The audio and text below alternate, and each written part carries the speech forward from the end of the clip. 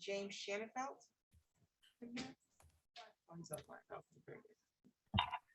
Yes. Yeah. That's Feigelson though, right? Okay, we're not ready. Mr. Bigelow, I'm sorry, not Mr. Bigelow, Mr. Keithley, who are you here on? I have Miss Brooks, Your Honor. Okay. In the courtroom? Yes. On the record in the matter of the people of the state of Michigan versus Ashley Nicole Brooks, file number 21-03399 FY, council appearance. Good morning, Your Honor. Andrea Lacey is hearing on behalf of the people. Good morning, Your Honor. James Keithley, Assistant Public Defender, appearing on behalf of Ashley Brooks, who is present in the courtroom to my right. Thank you. And today's the date that is set for a preliminary examination. My understanding is that it's going to be a plea, is that correct?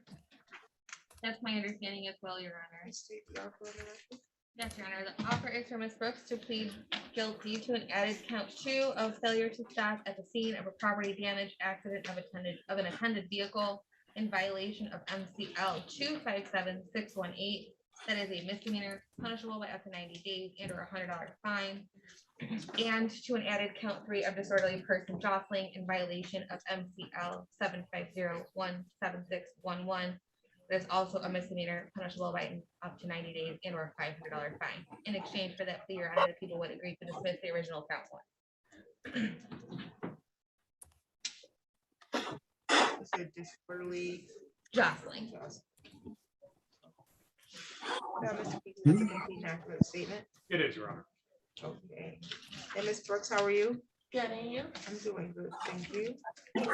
The offer that was just stated on the record, is that what you recall your offer to be? Yes, ma'am. Okay, did you want to accept that offer, ma'am? Yes, ma'am. Can I have you raise your right hand?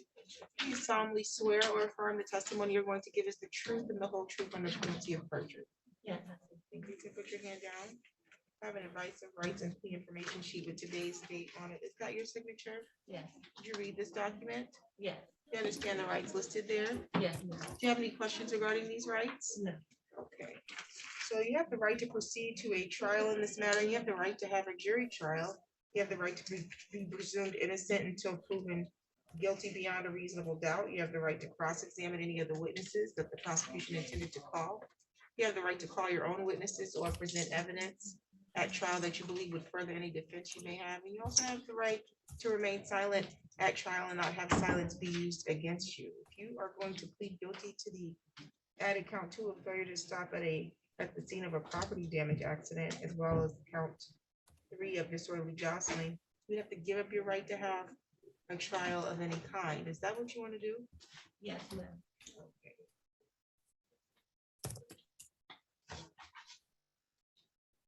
Has there been any promises made to you to get you to want to waive your rights and plead guilty? No. Is anybody threatening you to get you want to waive your right to plead guilty? No. Okay, are you pleading guilty because you believe you are guilty? Yes. And I have that count 2 accurate, correct? Failure to stop at a scene of property damage accident? Yeah. As to count, for the added count 2 of failure to stop at the scene of a property damage accident, ma'am, how do you plead? I'm sorry. How do you plead as to count 2? Okay. And as to the added count 3 of disorderly jostling, how do you plead? Guilty. Okay, can I have a factual basis? Thank you, Your Honor. Ms. Brooks, on or about April 17th of 2021, were you in the area of West Cesar E. Chavez and North Walnut Street in the city of Lansing, Ingham County, state of Michigan? Yes. And at that time, had you been driving, and at that location, had you been driving a motor vehicle? Yes. And did there come an occasion where you were in a property damage accident?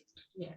And after that accident, did you leave without waiting for the police to arrive and provide your identification to them? Yes. Now, after the property damage accident, you did end up having contacts with the police, right? Yes. And at some point during your contacts with the police, were you in a public space? Yes. And were you roughly crowding or jostling during your contacts with the police? Yes. And did you have any legal justification for that? No. I have no further questions. Okay, does the prosecution have any questions? No, Your Honor, I believe there's sufficient factual basis for both added counts. The court is satisfied with the factual basis, and I'll accept your plea. I find your plea to be made freely, voluntarily, and intelligently. Count 1 will be dismissed.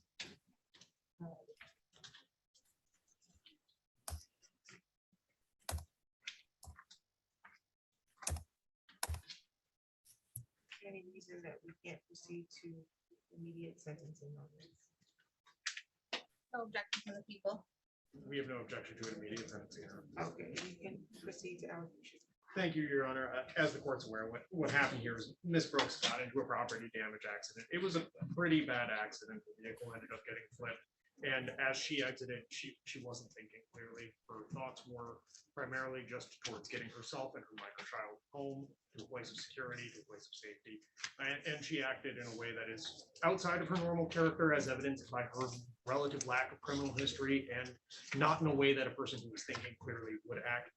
She's appearing before the court, taking full responsibility for her actions. Based on all of that, we would be requesting a sentence of fine for this matter. As to count 2, failure to stop at a property damage accident, there is a fine, $200. As to the disorderly jostling, there'll be a fine of $100. When can you make payment? Your Honor, Yes. I believe the maximum fine on count 2 is in fact $100.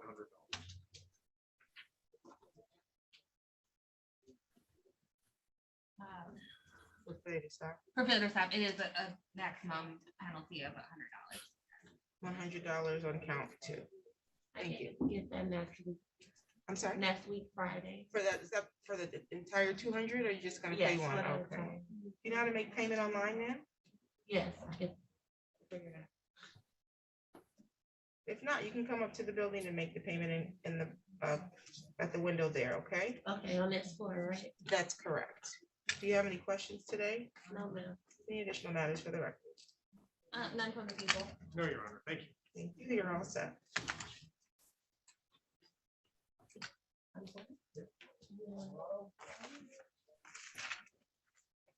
you. Thank you. Okay, who do we have in the trade box? James Christian. Do you have anything? That is Ms. Okay, and if we can find Mr. Feigelson, I can take care of. Judge, I'm right here. Oh, there you go. I thought I seen you in the hallway. I was. Okay. Yeah. On the record in the matter of the people of the state of Michigan versus James Shanafelt, file numbers 21-03154. Council appearance. Good morning, Your Honor. Assistant Public Defender Stephen Feigelson, appearing on behalf of Mr. Shanefield. Thank you. Today was the date that was set for sentencing. I do have a pre-sentence report and recommendation. Did you get a copy of that, Mr.? I did, Your Honor. Any reason to make updates, changes, or deletions? Just a couple, Your Honor. I did go over this with Mr. Shanefeld. He did go to Bear River, and he has subsequently completed Bear River a couple of weeks ago. Another update, Your Honor. He did get married recently to Elizabeth, formerly Clifford, Miss Shanefeld. So I want to advise the court of that as well. But other than that, there are no other additions or corrections to the report.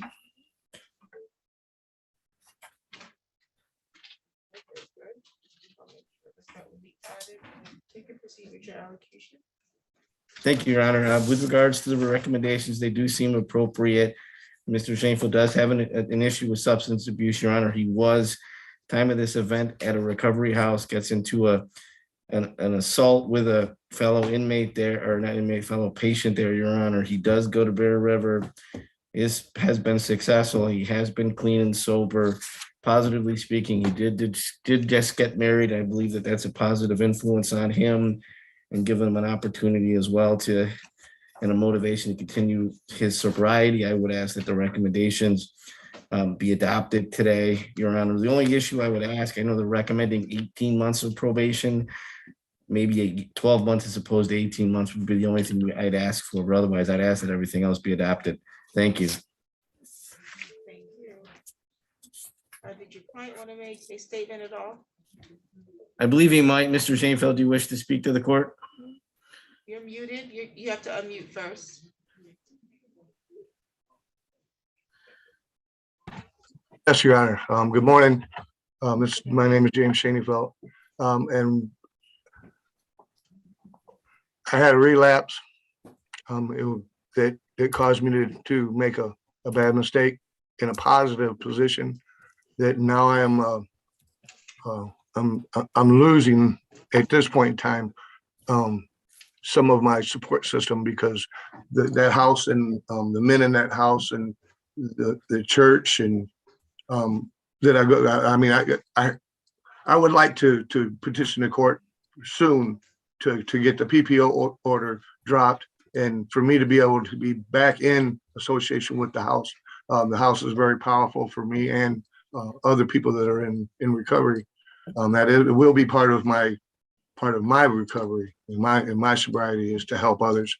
I am clean and sober. I will remain clean and sober. I have a very powerful wife on my team now, and I just strive to do the best thing I can, and do better every day. And Your Honor, that's all I got to say. Thank you very much. Thank you. I'm happy to hear that you are making a positive progress in your personal life, that you completed Bear River, that you have found a hopefully lifelong partner that's supportive for you, and that you're continuing your efforts towards sobriety, and then hopefully helping to encourage others to live in a life of recovery as well. So those are positive things, and that mindset I think will be beneficial. Yes, ma'am. The report, Yeah. the recommendation of probation, which is for 18 months of probation, you did score at a moderate high risk overall, for need of increased judicial intervention. So I agree that probation is appropriate. I just would tend to agree with your attorney that 18 months might be a bit long. So I'm going to give you a chance at 12 months. I will adopt recommendation and amend it to 12 months probation. Thank you, Your Honor.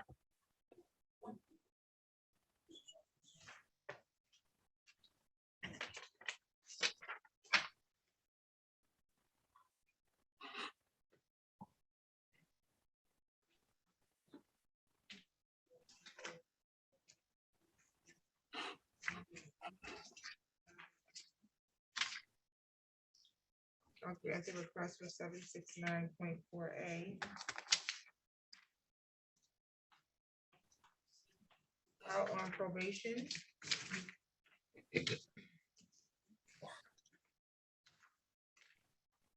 Not to engage in any assaultive or threatening behavior. You're not to have any contact with the alleged victim, that being Jeremy Rayton.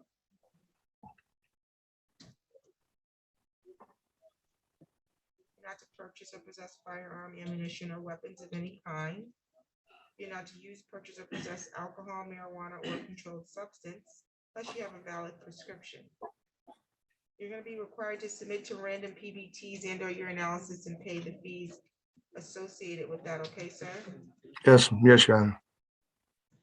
Okay. I recognize you just completed Bear River. Are you still participating in any kind of counseling?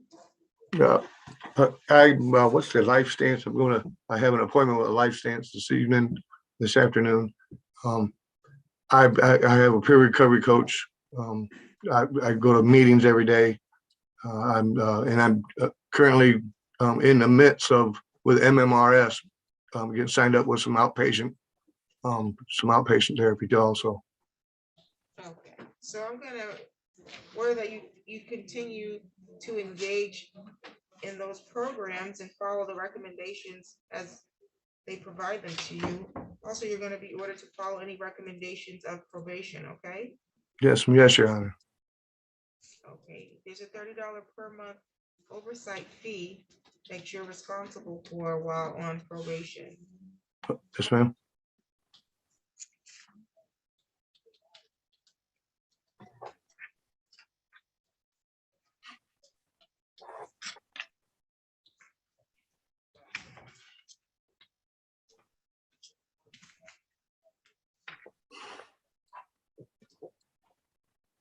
You're currently unemployed, sir? Yeah, at this moment, I am, Your Honor. But there's a couple real good leads. Should be by the end of next week, I'll be working. Okay, I'm gonna order that you obtain and maintain some employment and provide verification of that once you do to probation, okay? Yes, Your Honor. Not a problem. Do you have any questions about the terms and conditions of your probation at this time? I believe I understand, Your Honor. Okay. As to fines and costs, there's a $75 crime victim rights fee that will be assessed. $50 state minimum cost that will also be assessed. 12 months of probation is gonna amount to $360. I'll waive any discretionary additional fines and costs. at this Thank you, Your time. Honor. Thank you. No problem. There is.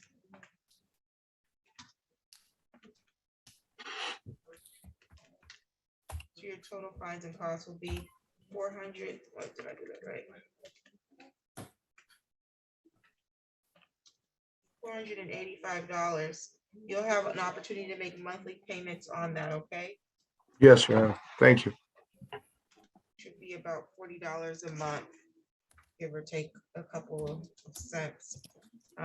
If you were here in person, you'd get this to read and to sign off on. It says you have the right to request a hearing for early discharge from probation once you have completed half the original term ordered by the judge. You must file a motion for early termination of probation with the court. Do you understand that?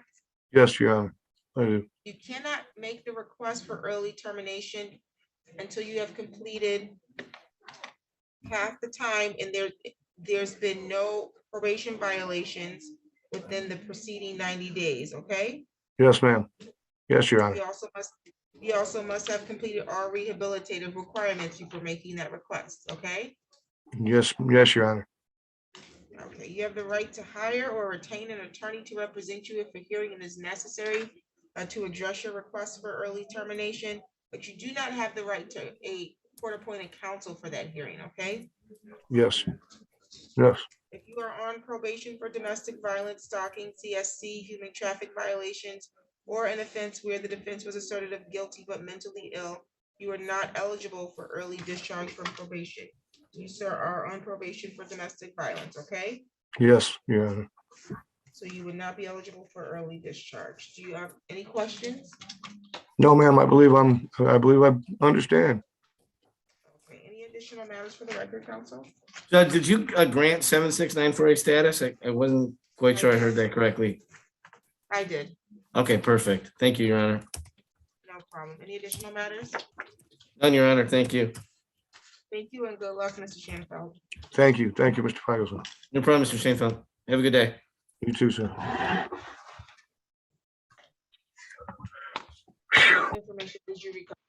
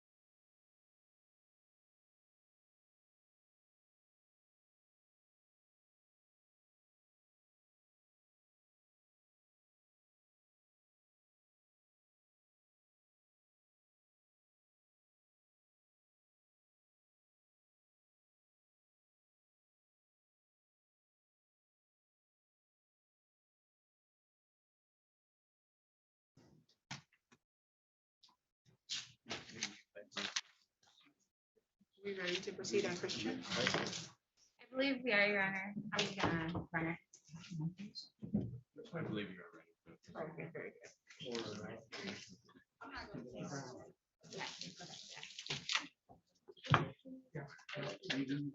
Yeah.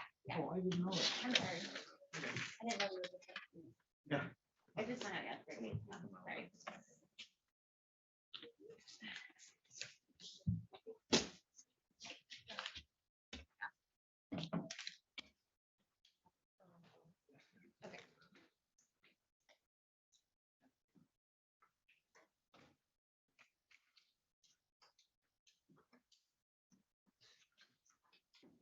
On the record in the matter of the people of the state of Michigan versus James DeWitt Christian. File number is 21-032555FY. Have your appearances, counsel. Thank you, Your Honor. Ailish Gallagher on behalf of the people. Joe Chovich on behalf of Mr. Christian, who's present to my right. And today's the date that is set for preliminary examination. Are we ready to proceed? Correct, Your Honor. We are ready to proceed. We did subpoena the lay witnesses, but they did not appear. The officer did appear, however, and we are going to proceed with the officer testimony. I did have a chance to speak to Mr. Petrovic only this morning. I'm covering the case for Mr. Pfeiffer. But I did, after review, realize that it is charged a bit incorrectly. So after the proofs, I anticipate I'll add a felon in possession count, and the felony firearm should be a second subsequent and not a first. I told Mr. Petrovic this, but I wanted to let the court know as well. Okay, sounds good. Mr. Petrovich. That is correct, Your Honor. She did explain that.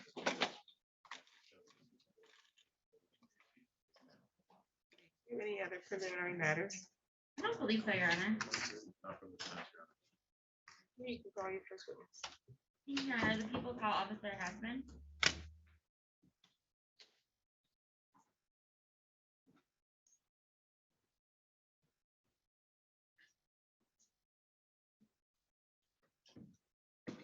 You solemnly swear or affirm the testimony you're going to give us the truth and the whole truth under penalty of perjury. I do, Your Honor. Thank you, officer. You can have a seat here. Please state your first and last name, spell them both.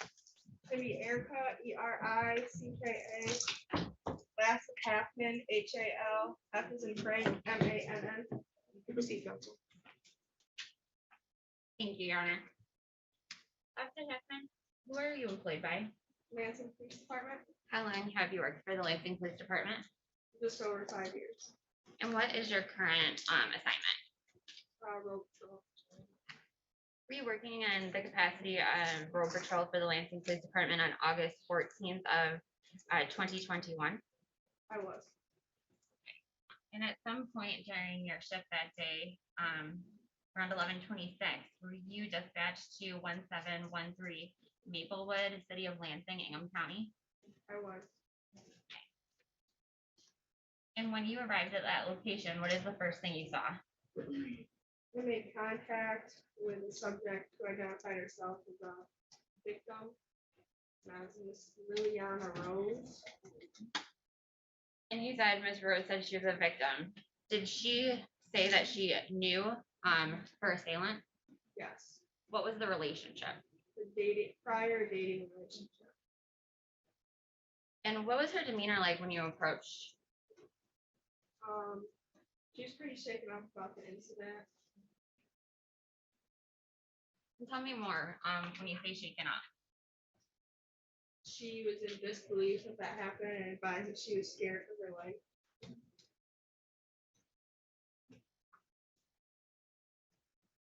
And did she tell you why she was scared for her life?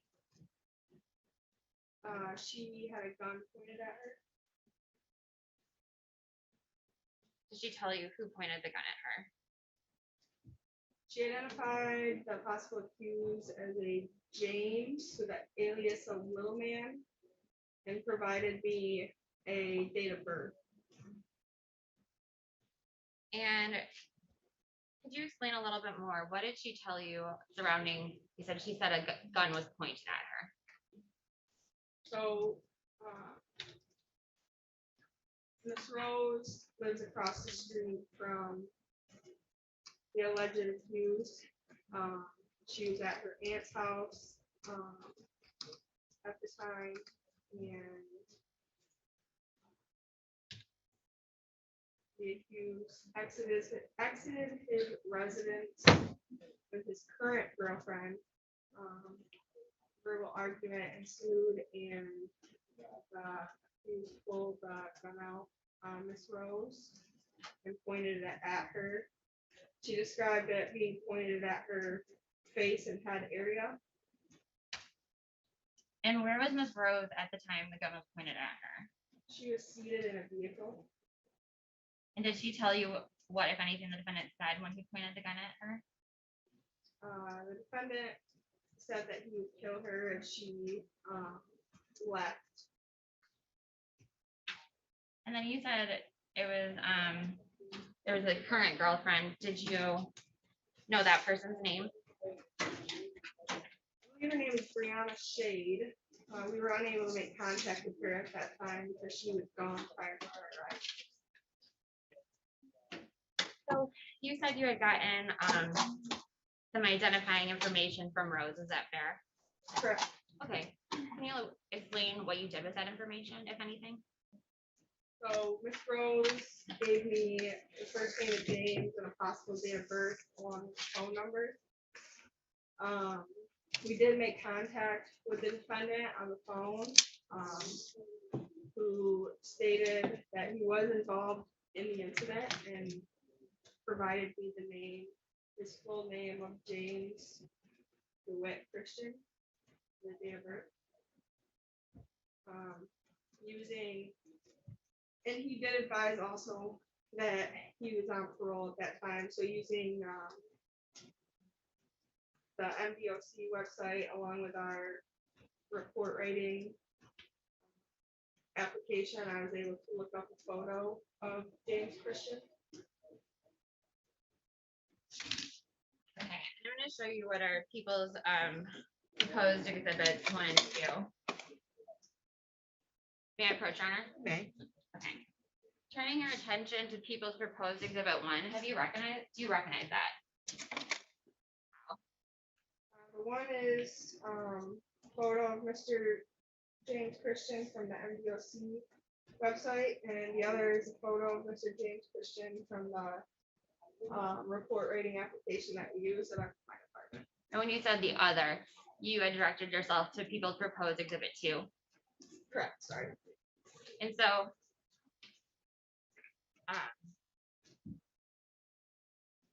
did you print those 2 documents yourself? I did. Okay, and has anything changed since you last saw them? No. People had moved for 1 and 2. Any objection? I would object on the basis that they contain hearsay in this situation. Ms. Haffman is relying on that information as being true. It's being offered assumedly for the truth of the matter asserted of the contents of those documents. While they do come from Otis and internal systems, there's no actual indication of reliability or direct source of that information. So object on those grounds. Did you want to respond to the objection? Well, I don't see any hearsay on people's 1, Your Honor, but no, I have no response. I'm gonna overrule the objection because exhibit 1 and 2 are available. Thank you, Your Honor.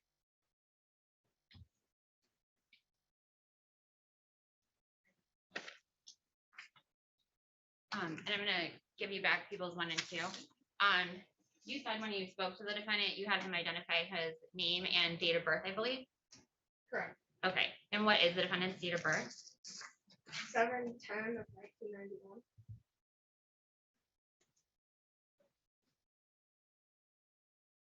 And were you able, in the course of your investigation, to confirm if the defendant was in fact a felon?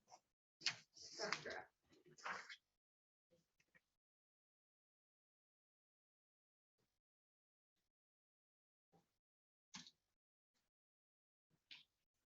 And were you able to confirm what felony conviction the defendant was on parole for? Wasn't apparent at the time of that incident, but after looking at his criminal history, He has multiple weapons offense charges that he's been convicted of. And possession of controlled substance charge. And when you said looking at his criminal history, could you just explain what that entails when you're a police officer? How you do that? So that would be ran through our lien operator up in the jail. And that contains everything that the defendant's ever been charged with, and if he was convicted or if it was dismissed at that time.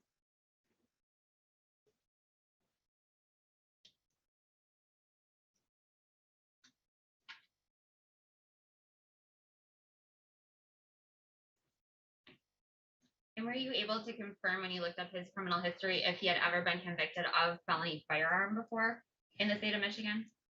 Yes, he has that.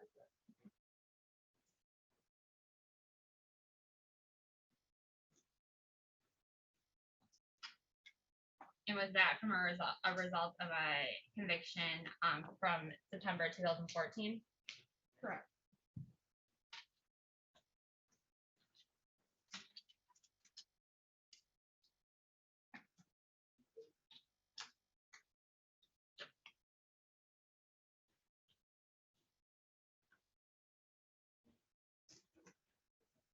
And did you attempt to get the defendant to come back to the scene to talk to you when he was on the phone with you?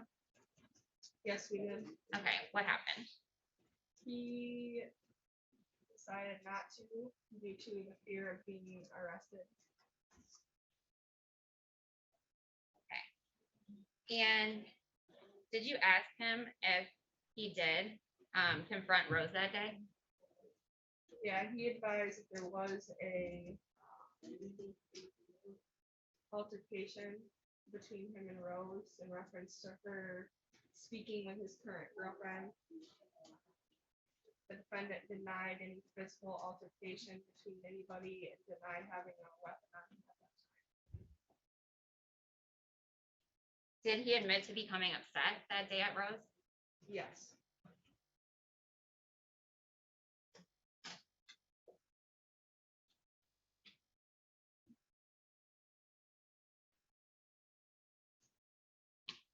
Thank you. I have nothing further at this time. The cross-examination. Yes, sir. Good morning, Austin. Your sole contact that day in person was with Miss Rose, is that right? And you were just describing the conversation you had with the individual over the phone that you believe to be Mr. Christian, where he indicated that there was no gun and no physical altercation. So you recall just testifying to that. That's silly. I didn't hear that. Is that a verbal yes? That's correct, yes. And he also indicated that in that conversation that Miss Rose had jealousy issues, that she lied against him and was engaging in stalking behavior against him. Is that right? That's correct. Did you investigate that? Meaning, Did you look into any claims of that, look for prior reports of such behavior, ask Miss Rose about such behavior? Did you investigate it? no, I didn't. Did you have any indication that that did not happen? No, I did not. How long did you speak to Miss Rose? I don't know. Was it a matter of minutes or hours? Minutes. And you indicated on direct examination that she seemed upset when you spoke to her.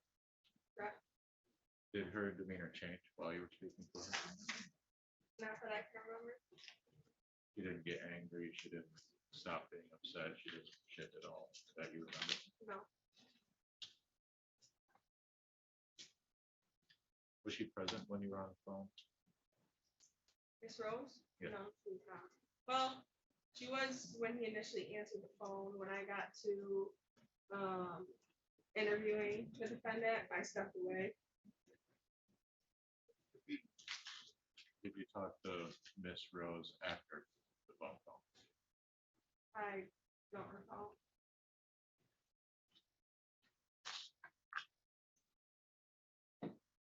you had no interaction with Ms. Shade, is that correct? I did not personally know.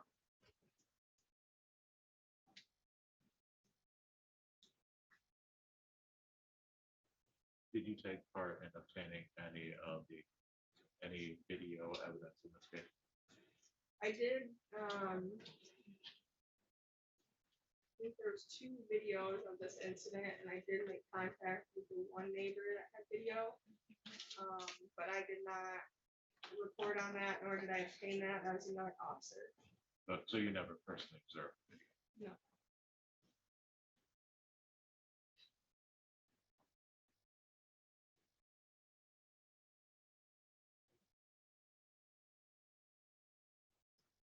In describing this, did Ms. Rose ever indicate that any physical contact was made? Not with her.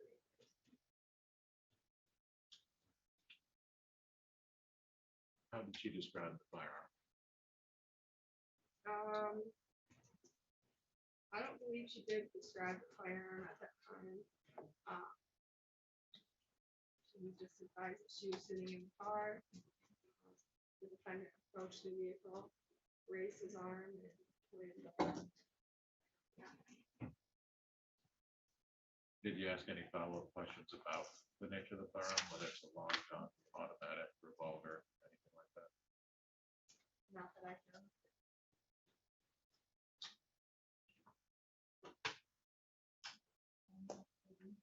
And have you had any prior personal involvement with Ms. Rose or Mr. Christian? I know we've had multiple calls out there, but in regards to personal contact, no, I can't say that I have. So you know of prior calls, but you don't recall you yourself going out on any prior. But can you publish the exhibits to the court? Yeah, thank you, Your Honor.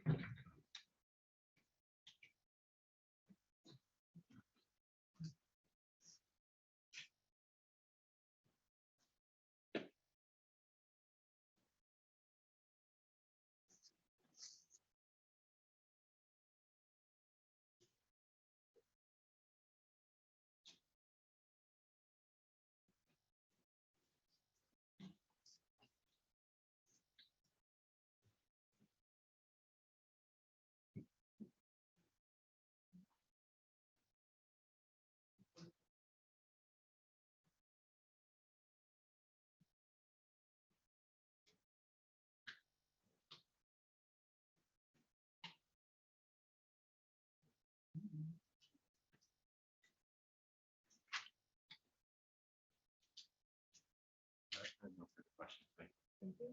Sarah? No, Your Honor. Was it your intention to have this witness identify the defendant? I was going to actually, Your Honor, make a circumstantial argument on identification. I was not going to ask the witness in court to point out the defendant, but yes, that was my intention, and I had case law to present to Your Honor for read over. So this witness may be excused. Thank you. Are you calling any additional witnesses? No, Your Honor. Is the defense calling any witnesses? No, for sure. Proceed to argument. Thank you, Your Honor. The people would ask for bind over on count 1, and count 5 and 6 would follow as misdemeanors. The people would additionally request 3 added felonies. Count 7, felon in possession, MCL 750.224F,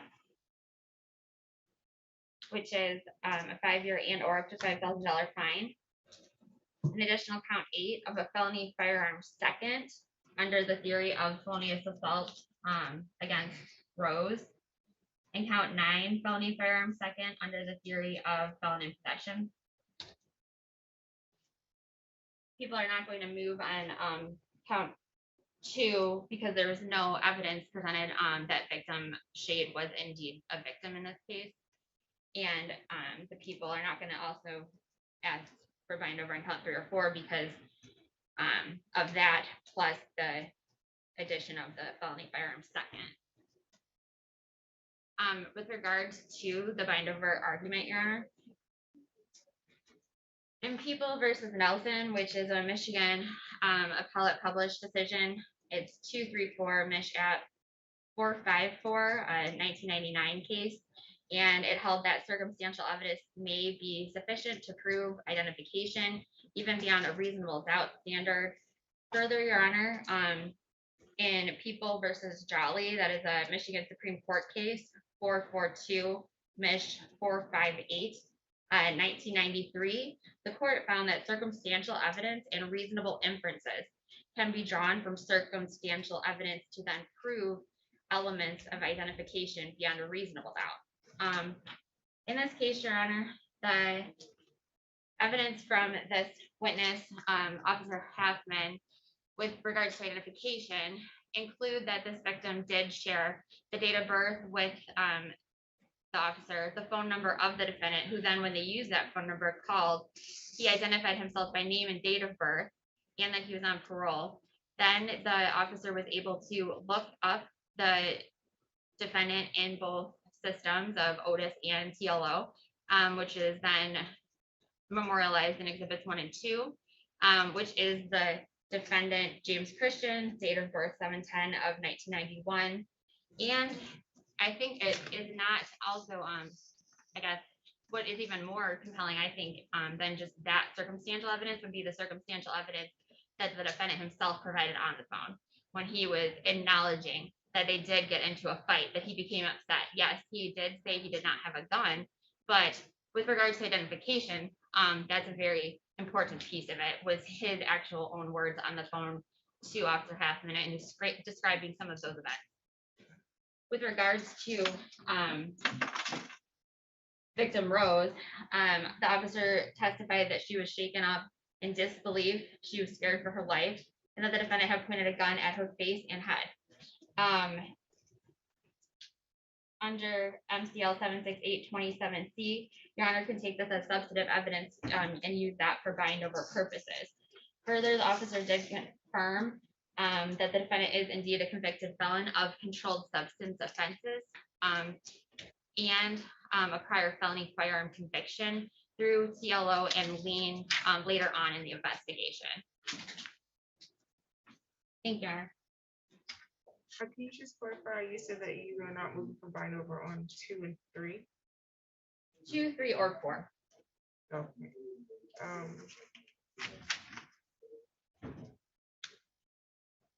Because I've been told that I shouldn't amend counts, I should add them if I change them.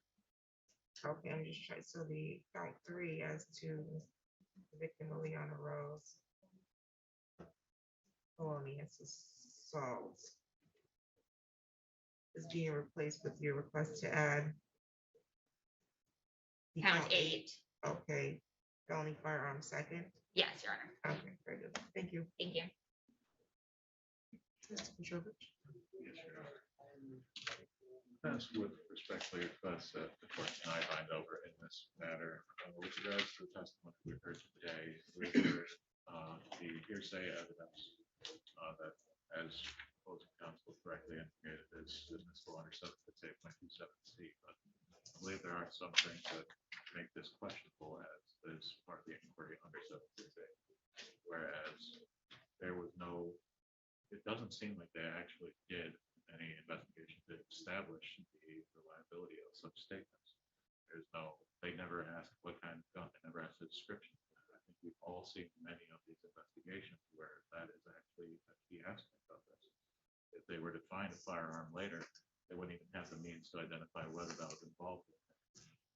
In addition to which, they did have information from the individual they spoke to on the phone, which they believed to be my client, but they did not actually establish any possible proof. And it's easy for people to lie with the phone. I could easily, if somebody were to call me and say, hey, were you involved in this incident? If I had somebody I wanted to be vindictive against, I could very easily get a date of birth, say, yes, I was involved. And go from there. There was no testimony today to establish it was actually reliable that the person spoke to over the phone. But even given that, they heard that there was potential for other aspects going on where if they had done their due diligence and investigated, that Officer Hackman never bothered to ask Ms. Rose about what her allegations of other relationships, understanding the actual situation. They effectively put it in a situation where there's no indicia of reliability, and they did not do such an investigation to actually justify why they didn't do that. It's effectively something where it's like they're avoiding indicia of lack of reliability in this situation. I think that is something that is unjust under these circumstances. So that's with regards to the count one, as opposing counsel indicated, 2, 3, and 4 are being abandoned. 5 and 6 are misdemeanors, so they're not subject to the probable cause determination. So turning to the added counts 7, 8, and 9, the felon in possession of a firearm, there is only what I've already argued. It's, I believe, unreliable information. They didn't know the nature of the firearm. The only evidence as of prior convictions are that they are weapons offenses and drug offenses. However, felon in possession does have additional requirements of it being a prior felony conviction in excess of 4 years. There was no evidence of the actual penalty, ultimately what was previously convicted of there. So I've asked the deny bind over there. And I believe that should the arguments with regards to 8 and 9 are effectively the same, so I will not belabor the points where I just believe that the statements today were not reliable, should not be used for bind over purposes. And if that were true, because those are effectively counts that follow the other charges, the same logic would apply. Any additional arguments? I'm just that on cross exam, I believe there's testimony elicited that a video of this incident was found, but I believe the officer indicated they did not review said video. Did you want to address the concern about the felon in possession? Typically get a certified criminal conviction. We don't have that here. Yes, Your Honor. Typically, I would have gotten a certified criminal conviction. I do believe, though, that since the defendant is on parole and the officer verified just even as today in Lane verified the conviction, I believe that would be enough to suffice for probable cause standards. I do, however, understand that by the time trial comes around, I must have that certified conviction. It would not get me beyond reasonable doubt. Thank you. Need to give a search for preliminary examination. At the time of preliminary examination, the burden is that of probable cause. Just probable cause of the crime was committed and probable cause sufficient to charge you with the crime. This is not a beyond a reasonable doubt. The burden, that's a burden that's reserved for trial. The burden today is more than just mere suspicion that a crime was committed, but again, not as much information or evidence necessary to prove your guilt beyond a reasonable doubt at the time of trial. We did hear the testimony evidence of Officer Erica Hackman today. She indicated that on the date of August 14, 2021 at 1713 Maplewood, City of Lansing, Ingham County, she reported to the scene of an alleged incident and made contact with the alleged victim, being Liliana Rose. Testimony was solicited under 768.27C. She indicated that there was a big subject that stated she had a prior dating relationship with the alleged accused. She was shaken up about the incident in disbelief and scared for her life, and that she stated that the alleged subject had pulled and pointed a gun at her. She gave the accused name as James, his date of birth, and that he was commonly called a little man.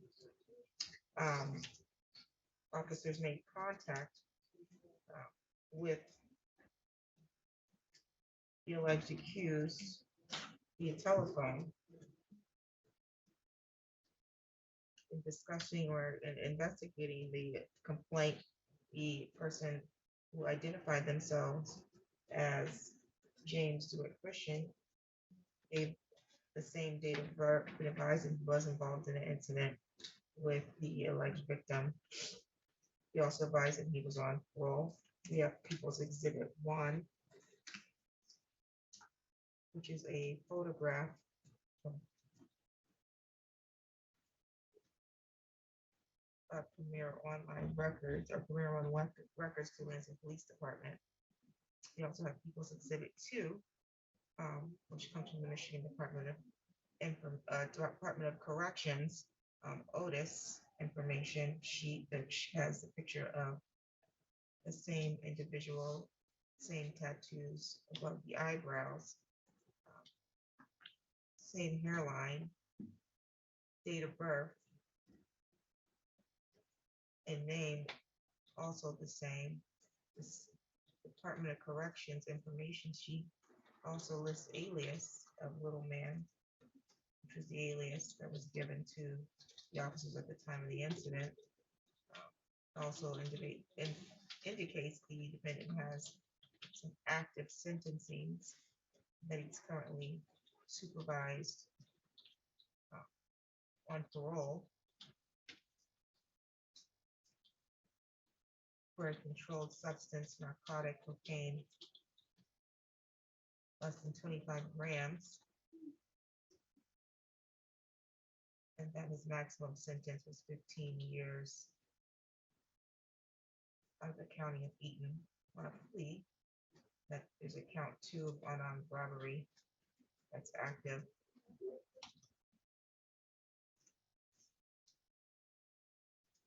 Two years, 15 years.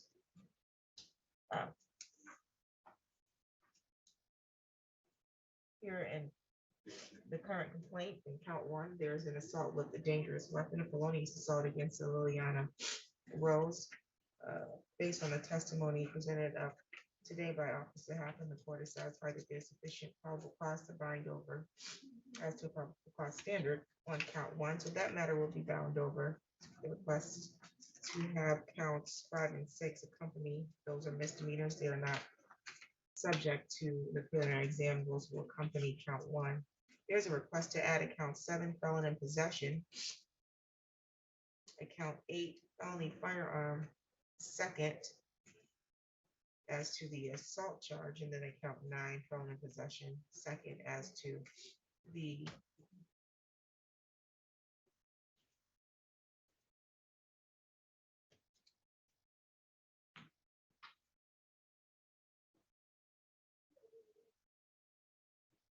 I have that right. It's 2 felon in possessions. What is the count 9 for again? Count 9 is a felony firearm second, Your Honor, with the underlying felony being felon in possession because the law changed and requires us to now charge them separately, even though. Okay, that's what I had. I just wanted to make sure I wrote it down right. Count 9 is requested to be added felon in possession. That's the underlying charge of felon in possession. Again, the testimony that we have for the purposes of probable cause is that the victim alleged that she had a gun pointed at her, that she was fearful, she was shaken up when the officers appeared, and she provided identifying information, in which was confirmed by the person on the phone to be the same individual. Now, albeit it's plausible that the defense argues that anyone can say there's someone else over the phone, but that sounds like a question of fact for the trial of fact. It's not for this court to determine, so that's an issue reserved for trial at circuit court. The court will grant the request to add counts 7, 8, and 9. Those will be bound over to the circuit court for further proceeding.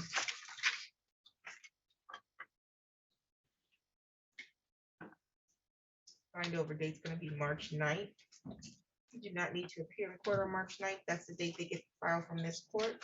They'll set your next court date, which will be a pre-trial, and Mr. Petrovich will be made aware of that date. Okay, sir? Okay, sir? Is that a yes? Okay. Do you have any questions today? Me? Yes. I'm not understanding, man. Like they didn't even show the video here. This is not a trial. This is a preliminary examination, probable cause that a crime was committed, then probable cause that you committed the crime. And so the burden is not that they need to show this video that something actually had happened. That may be required to prove your guilt beyond a reasonable doubt, but this is not this is not proving guilt here. Yeah, This- I understand, but I thought this prelim was for me to like to present all the evidence for me, and they haven't even. They don't presented have to video. present I all, thought they that don't was have to present all their evidence evidence at a preliminary examination. This is not a mini trial. This is a hearing on probable cause.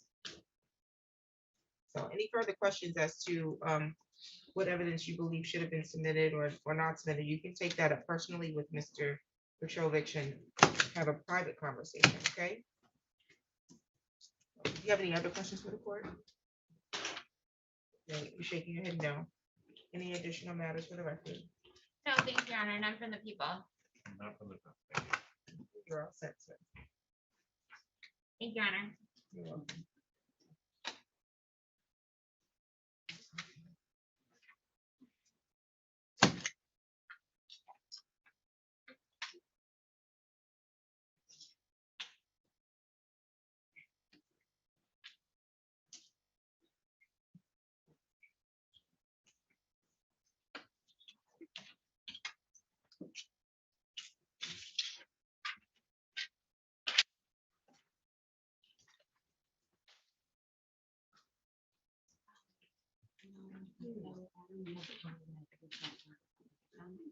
So I just wanted to check to see if she's.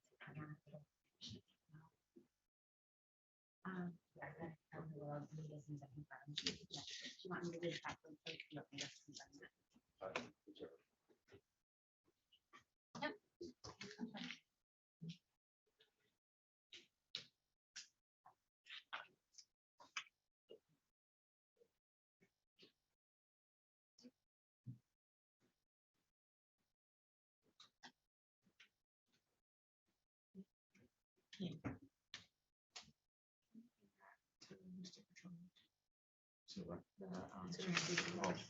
It's on the front. Here's your exhibit.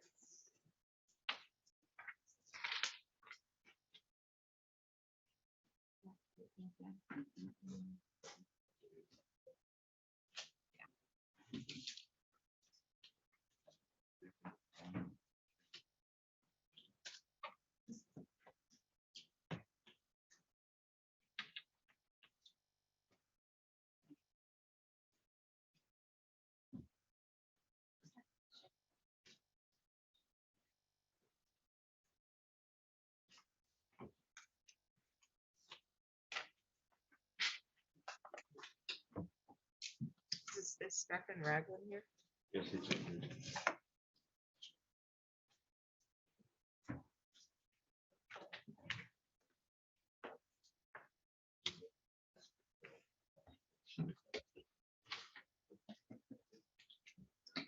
Stacy is? Oh, she's here. On the record, in the matter of the people of the state of Michigan versus Stephen Paul Ragland, file number is 21-03349. That's why I counsel appearance. Good morning, Your Honor. Andrea Lacey appearing on behalf of the people. Good morning, Your Honor. Assistant Public Defender Stephen Feigelson, appearing on behalf of Mr. Ragland, who's standing to my right, Your Honor. Thank you, Mr. Ragland. Today was the date that was scheduled for your preliminary examination. I do have a motion to nolly this matter because the people do not have the necessary witnesses to appear. This case will be dismissed today without prejudice. What that means for you is that if the witnesses later decide that they want to prosecute, they can contact the prosecution and they can reissue the charges against you. Do you understand that? Yes, Your Honor. Do you have any questions today? No, Your Honor. Okay, this case is dismissed. If you want to sit, we'll get you a copy of the dismissal, okay? Thank you, Your Honor. Thank you.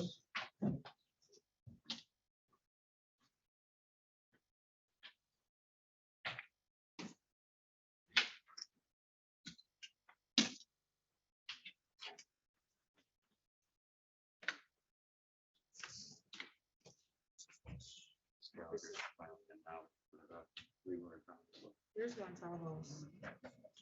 She still has. the trial. Today. So we have to mail it in. We need to have her now, if we can. It's hard getting right there. Okay, Believe the LTD, I think this is gonna throw her in Zoom. sounds good. You said there's a waiver on Nicholas.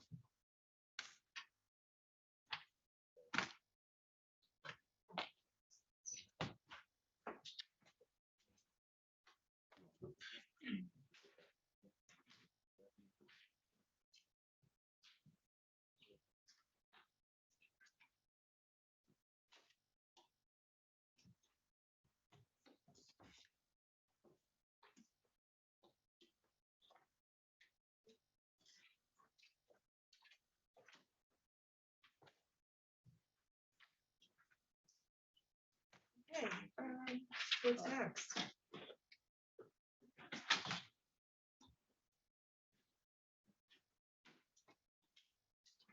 Do the waiver.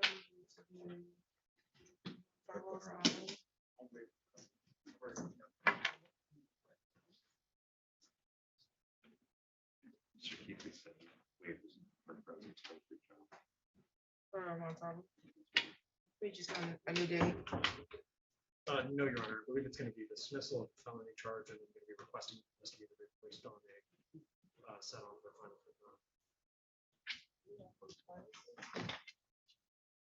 Right.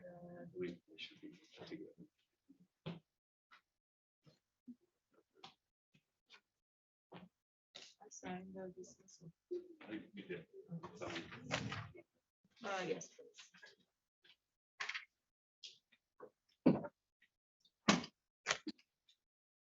For the record in the matters of the people of the state of Michigan versus Larissa Montalvo, file number 20-03166 and then 20-02121 SM. Council appearance. Morning, Your Honor, Andrea Lacy, appearing on behalf of the people. Good morning, Your Honor. James Keithley, Assistant Public Defender, appearing on behalf of Larissa Montalvo Villasenor. Ms. Montalvo Villasenor is in custody, however, I will. Okay, thank you. Today this is a separate preliminary examination and a pretrial on the misdemeanor. As to the felony matter, I do have a signed volley here. The people do not have the necessary witnesses, so that matter will be dismissed without prejudice. And you can advise your client of what that means for her. And then as to the misdemeanor, was there an offer on that? No, Your Honor, no offer. Okay, and do you want a final pretrial and a jury trial date? Yes, Your Honor. If we could get the final trial set as soon as possible, I would just note that as the court is aware, Ms. Montalvo Villasenor is currently being held in custody. in the county. March 8th.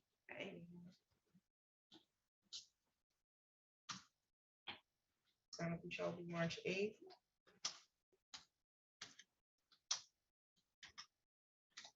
Judge, is there a way we can get that out to the 15th? We won't have enough time to subpoena her for the final, the witness for the final pretrial.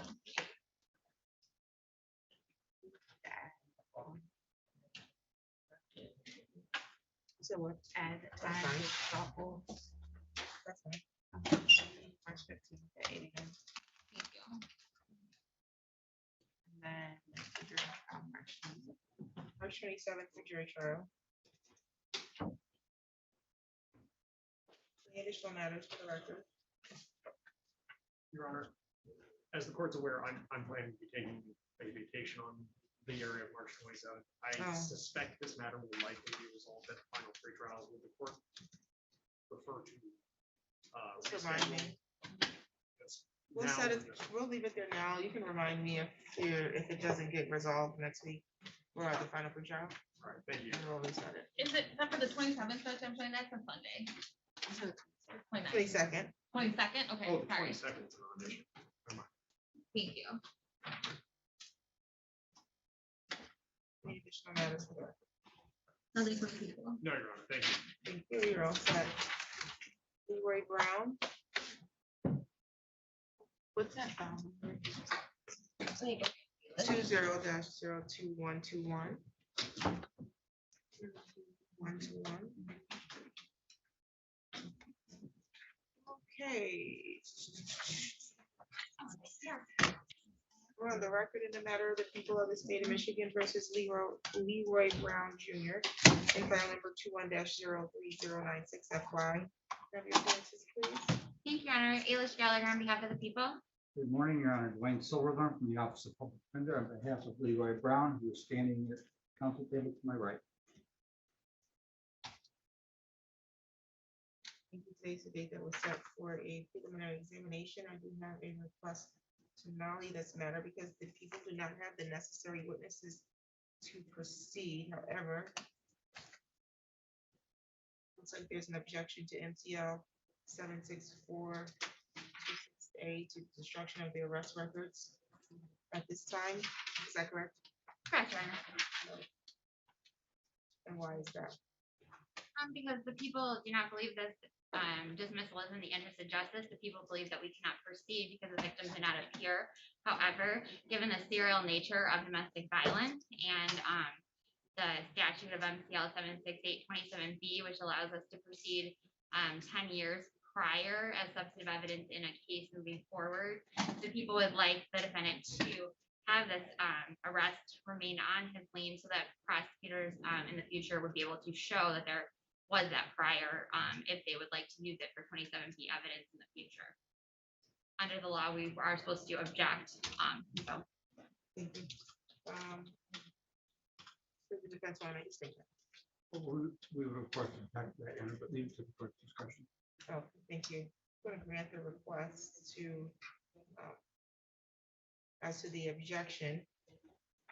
This matter is going to be discussed today without prejudice, okay, sir? So that means that if the witness is ready to proceed, they can contact the prosecution, and the prosecution has the right to reissue the charge against you, okay? Do you have any questions today? No, ma'am. Any additional matters for the record? none for the people, Your Honor. Thank you. None for the defendant, Your Honor. Thank you. Thank you, you're all set. Thank you, Your Honor. Thank you. I apologize for leaving. I didn't realize that we were gonna put it on the Oh, record. you're That's my fine. fault. I didn't know you had left, actually. We were handling something else. So thank you. Thank you.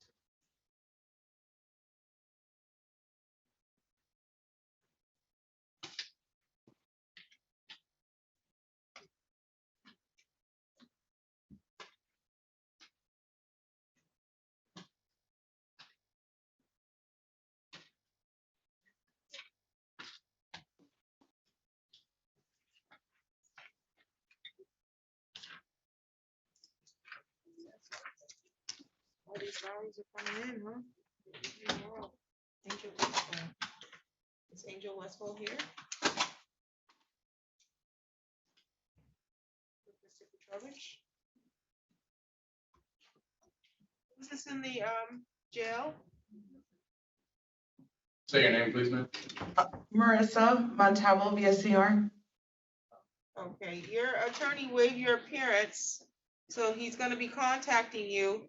As to your felony matter, the matter was dismissed without prejudice because they didn't have the necessary witness to proceed, and he has a copy of the dismissal. And then on your misdemeanor, there was no offer extended by the people, so the matter is going to be set for a final pretrial on March 17th, okay, ma'am? Okay, thank you. Thank you, you're all set. Have a good day. You too. Okay. Tim, what's your name? Okay, we're just waiting for your turn.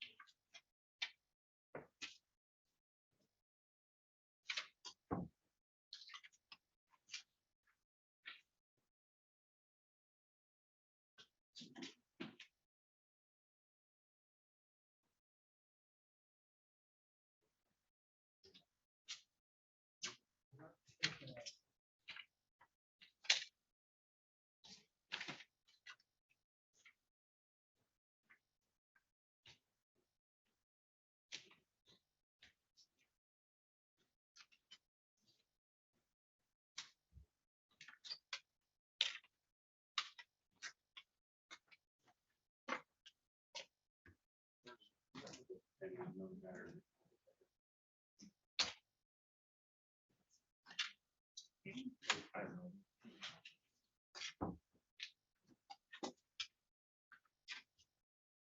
the lawyer. I was like, are you, never mind, I know who you are. And you're not. I just watched the video yesterday at like 4:30. So I'm like, oh, I know who you are. Never mind.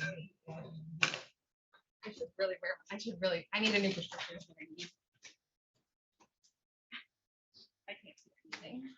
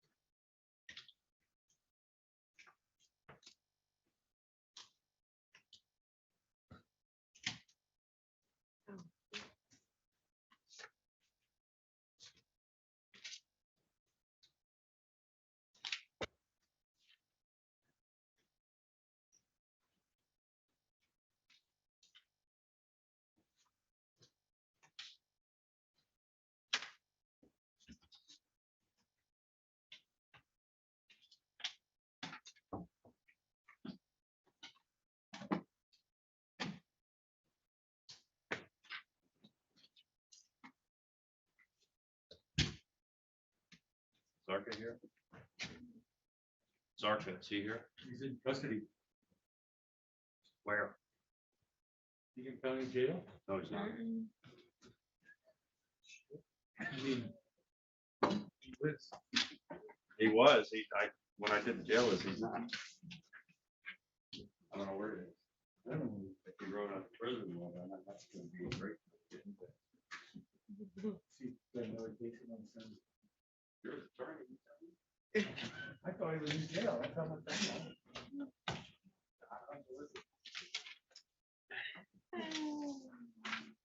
So it'd be nice if the house was older. Want to know they're out. That's the whole thing, right? The only time mine ever called me was when he was like in his peace with me that I got out of jail. I have bailed me out. I was like, yeah, don't violate policies. More crime. You should show up to court. He was just drug addict and so like I was like, just don't do any drugs. Okay. You got 2 weeks. Don't do everything. He's like, don't worry about it. I'm pretty pissed. Shit, to get out of jail again. It's like, well, you're 60, so I would hope so.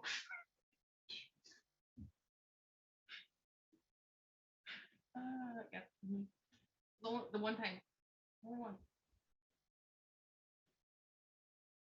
Do they ask you though if they can keep calling you when they go to prison?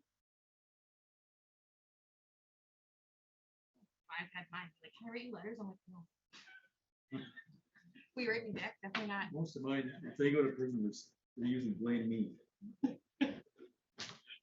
Not the fact that they got caught. I actually was very lucky with most of my clients when I was dating because they were like, I don't know. Like, all right, well, I can work with that.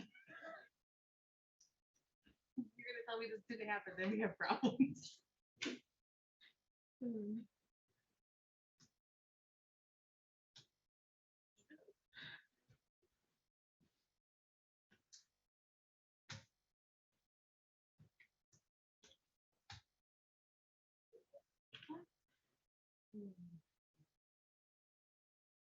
It might be an Eaton chemistry. Oh. Brown and John? No, no, maybe. It's a definite maybe. Are they gonna do that one next, you know? Here, if he's here, if they can find At him. least everything's shared out. Hey, you think, but- Yeah, thank you.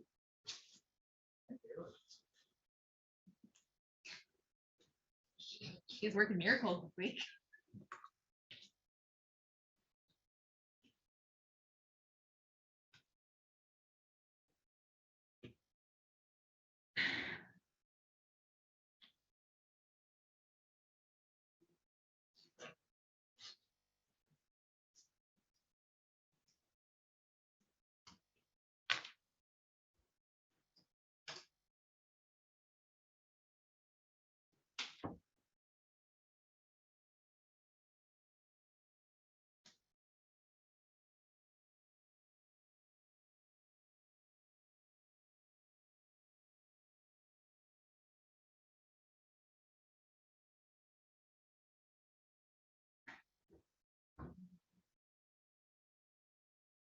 Called and left him a message. Can you call them when they're there? Called him yesterday. Didn't talk to him, just let him know. St. Clair County, they never told that part to us. Never. I had to go there constantly. It's horrible. Yeah. Claire County? St. Clair County. Oh, St. Clair. Mhm. Charles was like, oh, you think what I said, you want to see him? I'm like, whoa, why would I want to see him? Once I don't like thick for COVID, and occasionally bring it down into the visiting room and look at the deputies who were wearing gloves and masks. He wouldn't tell me what it was. Oh, yeah, yeah, well, fair. We can't tell you it's about HIPAA. Huh. Thanks. Sure, I get it. It's yeah. Well, there was one day I was doing a remix and I refused to put on a mask. And I'm like, he's in there. I'm like, all right. I didn't say anything about it. So afterwards, like, yeah, I was recovered. I was like, that'd be nice to know before I went in there. But I did say, I'm wearing a mask with you. I stayed literally on the other side of the room. And they're like, well, we're not really supposed to tell you that. I'm like, what? That's a lot. I mean,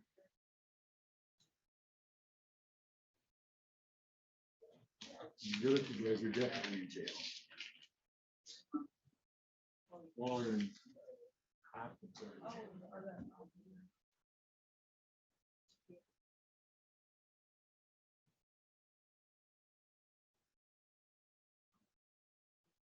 and while we're running, if I can. Yeah. Our last meeting, like, far enough, I think.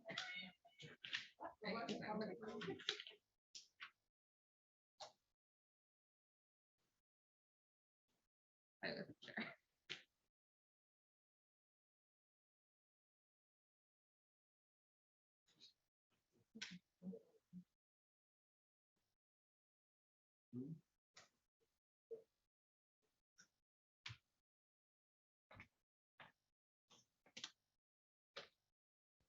Um,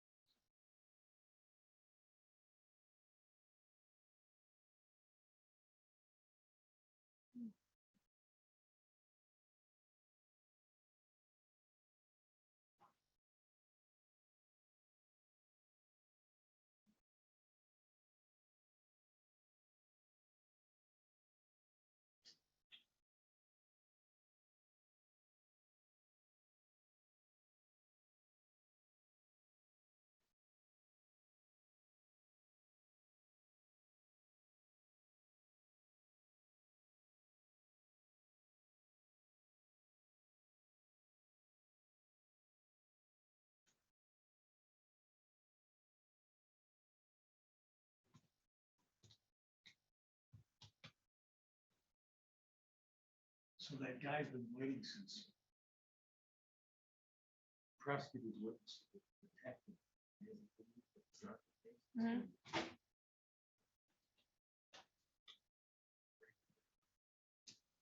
Waiting.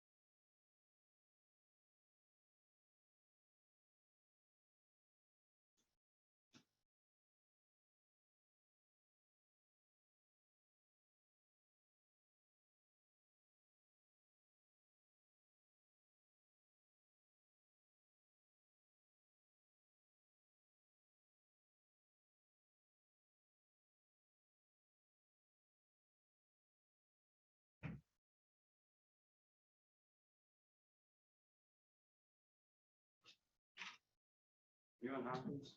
No. Aaron is.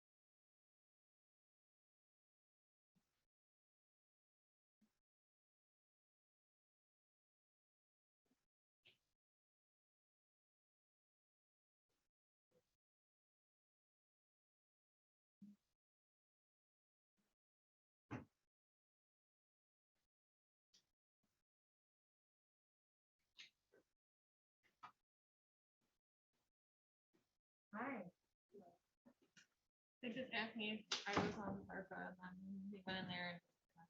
Well, so Nick and Judge just stuck their head in across the hall, they didn't say anything to me, they just looked and then they walked back out, so I thought, well, I better get over here and see what's going on. Yeah, I'm not gonna. Okay. All right, well, it's freezing in here. I'm still running. Right here, do this. I'm still running.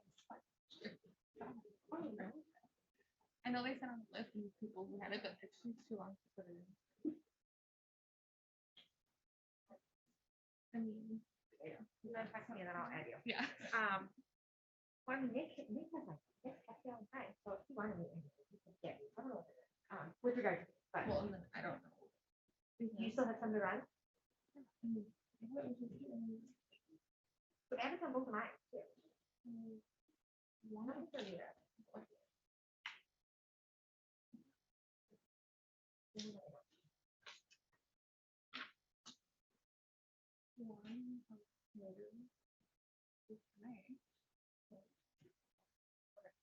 Yours is, or one of mine? Mine is? Oh, I thought it was happening. Wait, no, it's happening. No way. Do that. Yeah, but you-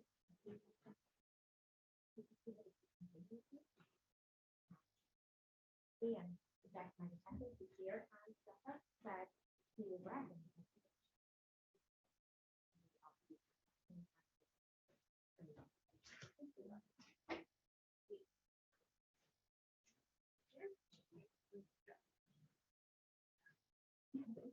You don't need to.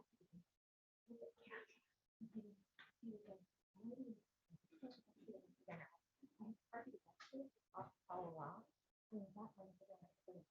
Right. Right, right. Well, he got me, that I want to let people go, but I had that witness sitting up, 8 years. She's been sitting there for 2 hours. Yeah, I think he's trying to find her house. I'm gonna go for that, thank you. Yeah. Okay, heard, appreciate it. Yes.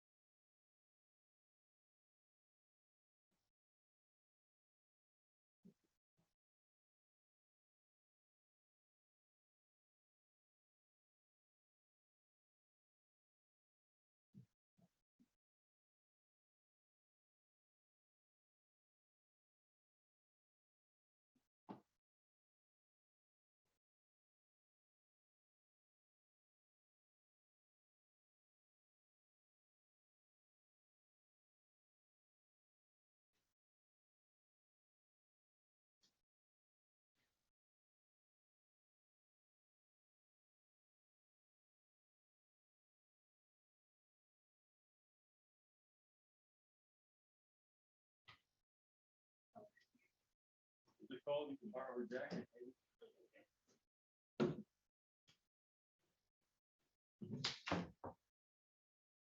The guy didn't want to come up here.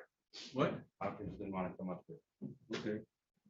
Is he waiving his appearance? Is he coming up being dragged by? Well, we went down there to get him, and he said he wasn't coming up here until he talked to you down there. Then he started walking back. Pension officers tried to get him to come up here and say you're refusing court. He said he ain't going up there for that unless he talks to you down there. So they took him back to the cell, said he was refusing to come to court, and we came back up here. I wanted to stand on there and argue. Thank you. You can be an exasperating person. Who? Your client. Hopkins. Yeah. So I actually thought it was Petrovich, but then I was reminded that it's actually your case. Yeah. this one's mine. And actually, I did call Zarka, left a message last night. Didn't speak to him. And I heard from a reliable source, police information, he's gonna have multiple new cases anyway. Also, Hopkins, I just sent over a warrant request to Randy to do today, so. Yeah. Getting- He's gonna have- Hopkins is gonna have 6 armed robberies already. Yep. He's got this case with me, which is. So, I I got got one with another, Randy. I got another one coming up next week. The process over.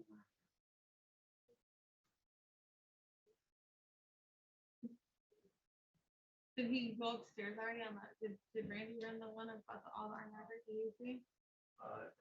I don't know. The armed robbery, I think that Jared Austin. Oh, yeah, that makes sense. I'm so confused how your office has it set up where you have like the same. client. For felony? It's hard. Yeah, I know. It's good. Yeah. We would make sure we had our own, like, oh my God, you just got my guy, like, can I have it back? And they're like, you want it back? No, but why not? I'll give you this other person that I really don't want to deal with. We trade files. Well, unfortunately, usually in a situation like this, you know, usually it's-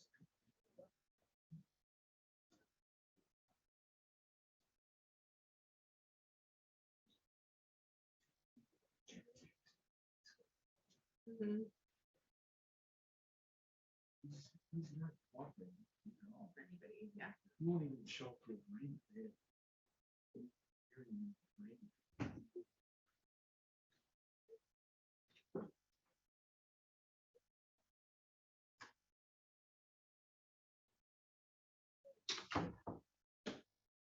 You're not listening to something, or are you just stopping to do it? No, I'm just Oh, okay. here. I emailed Nick, so.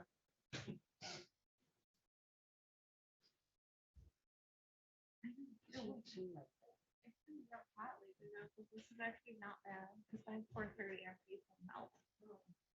Well, it's cold, so I like it a little warm. Me So, too. Mr. Hopkins has refused to cooperate from upstairs. Whoa. I guess we can either. We could go down there and talk to him. We?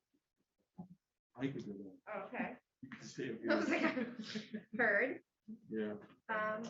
Or you wanna do the put it other on the two? record and Do you the other make a two? bind over an extension. I don't know that we can do, you make a bind over an extension, I mean, he was here for all the proceedings. Yeah. Yes, I know. Sure, well. Want to do the other two first? Want to do Other Zarka two. and Waller? Yeah, I Got it. Do you mind if I do mine first? I'm still in the middle of my over there docket. Although I do have. I'm gonna leave her phone. Let me give you- Come on.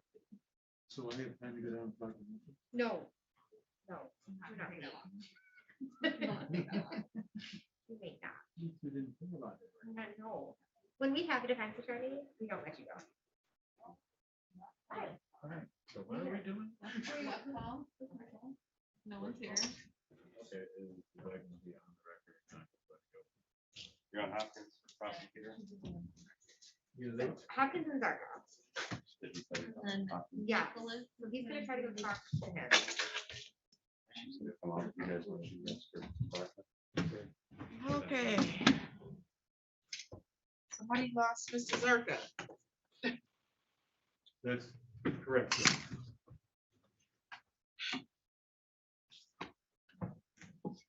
Is Miss Westfall still here? Yes, she was. Can you have her come in as well? On the record in the matter, the people of the state of Michigan versus James Anthony Zarka, file number 21-02420, council appearance. Thank you, Your Honor. Aaron Housefield on behalf of the people. Good morning, Your Honor. John Abbott representing James Zarka. He is not here this morning. Oh.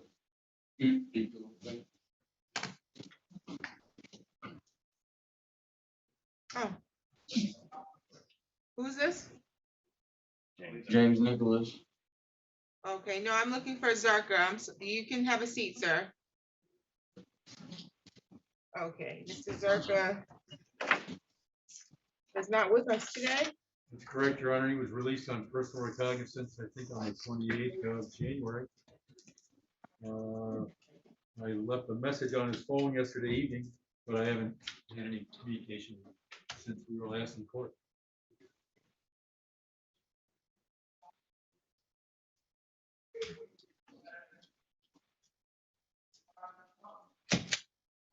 Okay, well, issue a bond forfeiture, a bond warrant and forfeiture, and I will, bench warrant, sorry, and bond forfeiture with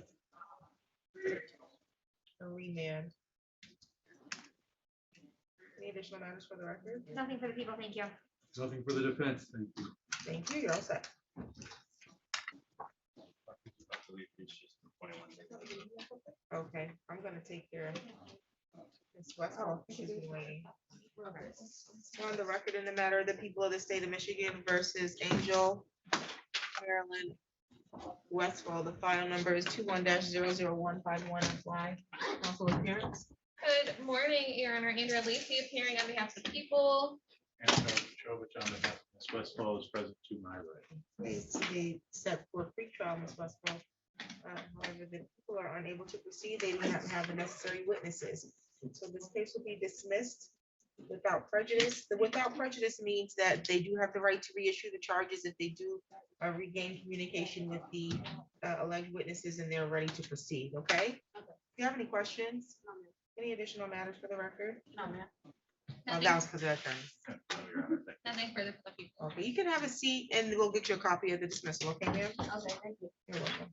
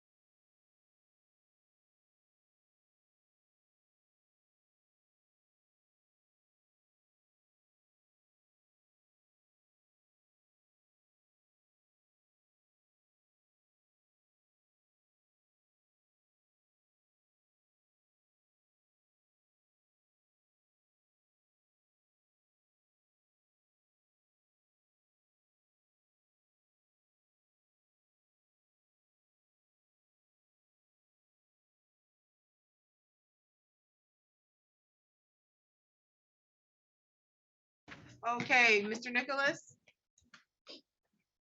We're on the record in the matter of the people of the state of Michigan versus James Ryan Nicholas, file number 21-03221. Council appearance. Good morning, Your Honor. Andrea Lacy appearing on behalf of the people. Chovich on behalf of Mr. Nicholas, who is appearing from the Lansing Police Department by Zoom. Thank you. Today was the date that was set for preliminary examination. My understanding is that there is a request for a 21-day waiver and an adjournment. Is that correct? Yes, Your Honor. Okay. Yes, that is correct, Your Honor. The people previously offered for Mr. Nicholas to be treated with the 54B drug court program. Due to issues with me in the jail and Holly Thompson earlier this week, I wasn't able to speak to Mr. Nicholas until yesterday. Once we did speak, he indicated that he did want to be screened for that. So I apologize for this being sort of at the 11th hour with regards to the preliminary examination, but we are requesting that adjournment for him to be screened for the special employee program. Okay, and Mr. Nicholas, you can hear us clearly, correct, sir? Yes, ma'am. Okay, so you understand that you have the constitutional right to have a preliminary examination within 21 days of your arraignment? Yes, ma'am. Okay, you were arraigned back on February 8th, and so your exam was scheduled for today. But because you want to be screened for possible treatment through the drug court, you're requesting to waive that 21-day timeline, is that correct? Yes, ma'am. Okay. Anybody threatening you to get you to waive that 21 days? No, ma'am. Okay, I will grant the request to waive the 21 days. I'll give you a new court date. My understanding is that they're kind of behind on the screening. They tend to be going slow. Okay. We'll do 30 days for now.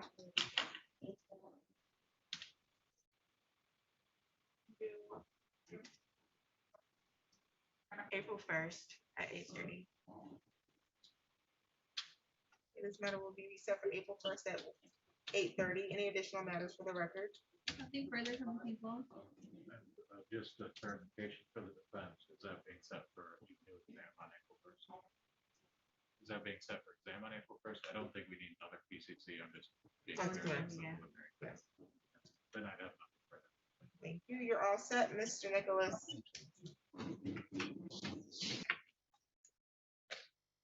Mr. Zarka, it's gonna be remanded.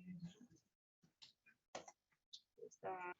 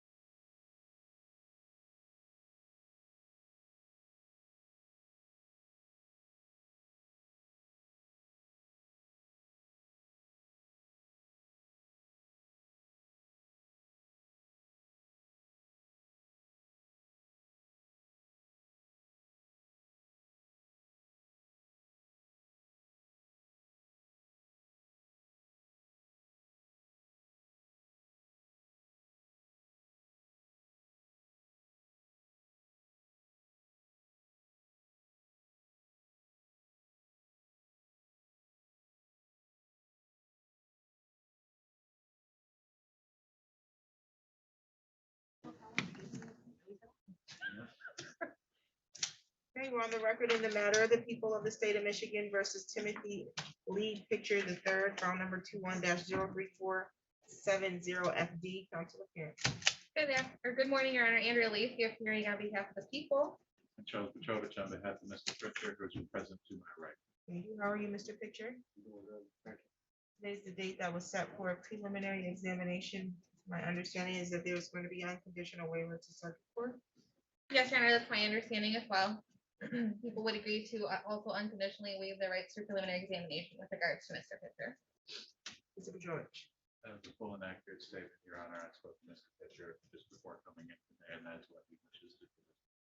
Is there an offer? Your Honor, there is not an offer from in the district court, but he is welcome to and probably will get an offer at the circuit court level.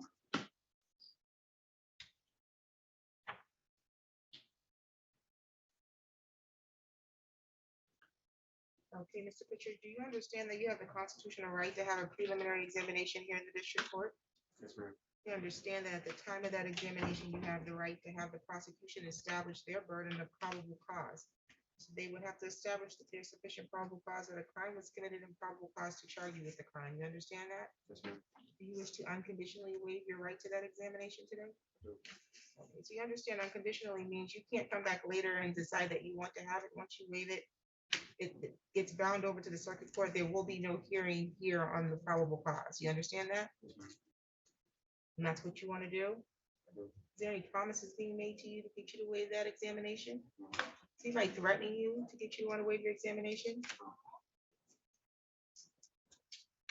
And are you waiving the examination freely and voluntarily?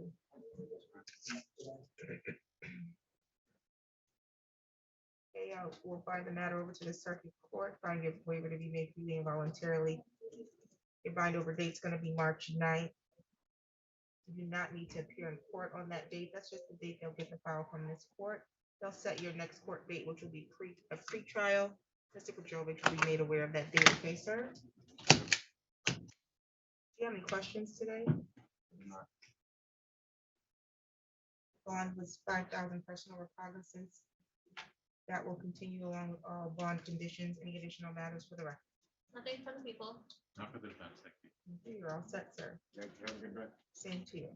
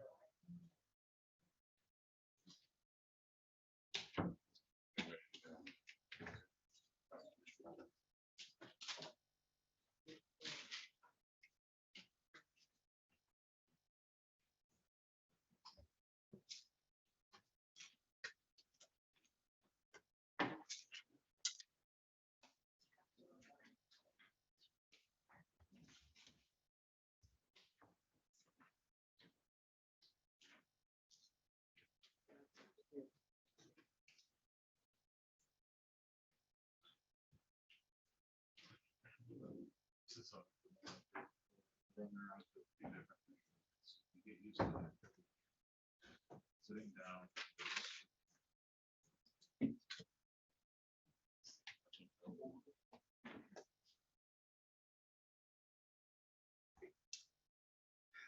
Are you okay back there, Mr. Abbott? Yes, thank you. Okay, I mean, are we gonna have Mr. Hopkins join us today?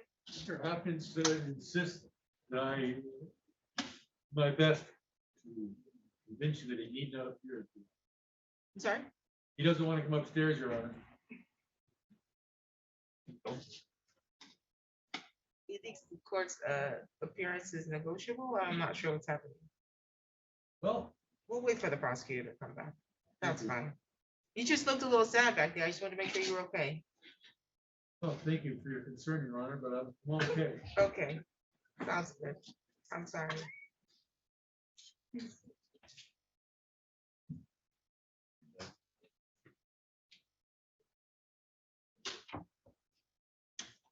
gonna be a great day. Have a good Friday. You know it is.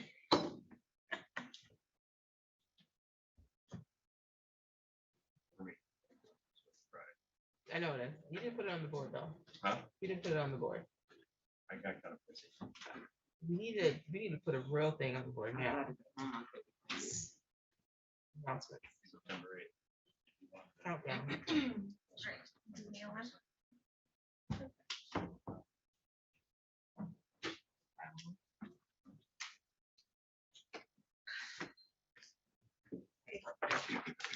The record in the matter of the people of the state of Michigan versus Nia Nicole Nalon, file number 21-02817 FT.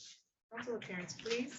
Good morning, Your Honor. Andrea Lee, the appearing on behalf of the people. And Chovich on behalf of Ms. Nalon, who is present to my right. Today was the date that was set to continue preliminary examination for the testimony of Officer Forbes for the purposes of identification. Is that correct? Yes, Your Honor, that's correct. Okay. Any preliminary matters before we proceed? Nothing from the people. Not from the bench. You can proceed to call your witness.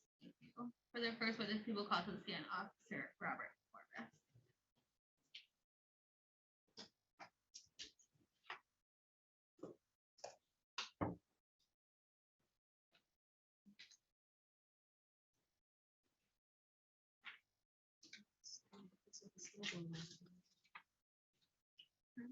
It's like a snow balloon.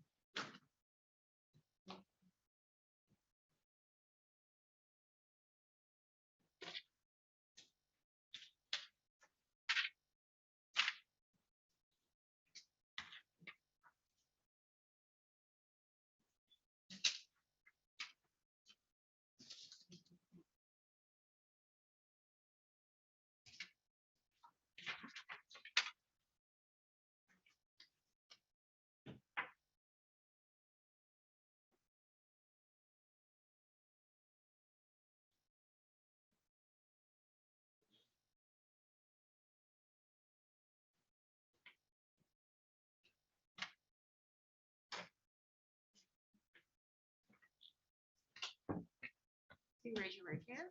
Do you solemnly swear or affirm the testimony you're going to give is the truth and the whole truth under penalty of perjury? Yes, Your Honor. You can have a seat there, Officer Forbes. Please state your first and your last name, spell them both for me. My name is Robert Forbes, Robert Forbis. Counsel, you can proceed. Thank you. Officer Forbes, can you please state your occupation for the record? Yes, I am employed by the Lansing Police Department. And how long have you been employed by the Lansing Police Department? 23 years. Okay. I want to take you back to,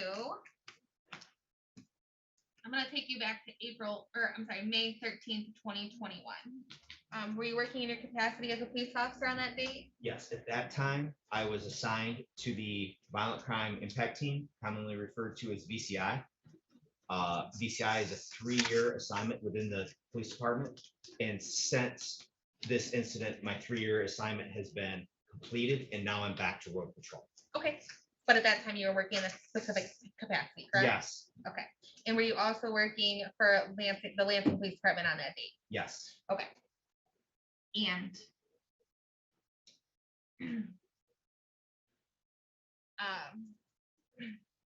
on that date, were you conducting surveillance based on a tip that you had received as part of your assignment with BCI? Yes. And where was that surveillance conducted, if you remember? The surveillance was conducted in the apartments at 900 Long Boulevard. I believe they're called Autumn Ridge, I think is the name of the company.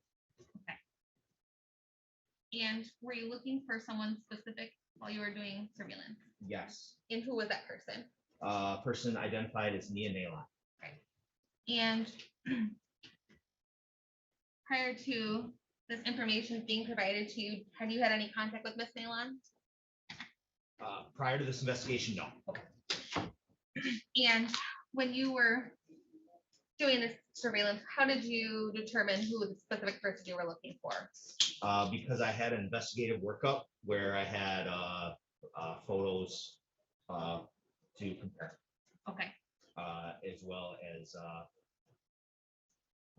physical descriptions, height, weight, so forth. And does that workup also include last known addresses, vehicles associated with those people, those types of things? Yes, it does. Okay. And were you looking for a specific vehicle on a state? If you remember?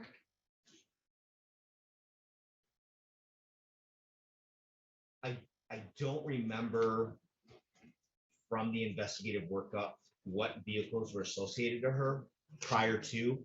However, while I was conducting the actual surveillance, I saw her get into a blue Saturn 4-door sedan with an Illinois plate. Okay. And you were able to recognize her based on the photos that you had seen previously, correct? Yes. Okay, and are you able to recognize her today? Yes, I can. Okay, and is she in the courtroom today? Yes, she is. Can you please point to her and describe what she's wearing to the court? Yes, seated to my left, has long braids and a multicolored shirt. Hannah, please let the record reflect the witness has identified the defendant. No objection for the purpose of today's hearing. Your identification is noted. Thank you. On the 13th of May, did you make any contact with Miss Nalon? No, that was strictly a surveillance day that verified for me that the information from the investigative workup was accurate. Okay. Now, were you also working on May 18th of 2021? Yes, Okay. And did something happen that day to bring you to court today? yes. Okay. And what was that? Originally, I was in a plain clothes capacity, Okay. not wearing any, sorry. Not wearing any police markings, and the vehicle that I had nothing distinguishing it from any other vehicle on the road. Okay, so you're in plain clothes and unmarked vehicle. That's right. Okay. What happened on that date? I was traveling southbound on Cedar in traffic, really not doing anything specific. And completely out of coincidence, I saw the same blue Saturn associated to Miss Nalon with the same Illinois plate in front of me in traffic. Okay. And at the time that you saw this vehicle, were you able to identify if Miss Nalon was in the vehicle? I suspected that she was but I'm behind. And so I could see in the rear view mirror, in the side mirror, that I suspected it was her, but I could not see her face in traffic at that time to verify who she was, although I was very convinced it was her without actually seeing her. Okay. So you're saying you're not 100% sure, is that correct? At that time, I wasn't, that's true. Okay, and what happened next? I radioed to the VCI team that I was on Cedar Street and behind Miss Nalon's car, and I suspected she was driving, and I requested their assistance. Okay, and what happened then? What happened then was I continued to follow the Blue Saturn southbound on Cedar while the VCI team was moving into the area. Okay.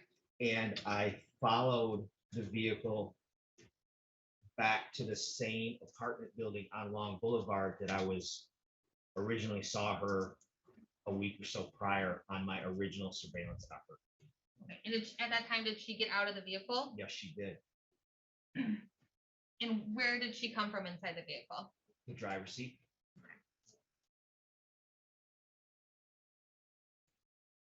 And what happened after she exited the vehicle? When she exited the vehicle, I could see that she exited the driver's seat, but I also saw that there were two male passengers in the vehicle. Okay. And so based on the unknown passengers in the car while she got out and went to the apartment, it was clear to me that she was going to be right back. Okay. And so I radioed the VCI team who were in the area by this time to assist me, that I highly suspected that she was going to get right back in the vehicle and leave, and coordinated to cover both exits from surveillance vehicles. There's one exit that goes to Willoughby, the other goes to Cedar, and I was coordinating to have both covered, so no matter where she went, we could continue to follow her. Okay, and what happened after that? A few minutes later, maybe I would say about 5 minutes later, she came out of the apartment building and she got back into the driver's seat of the Blue Saturn. Okay.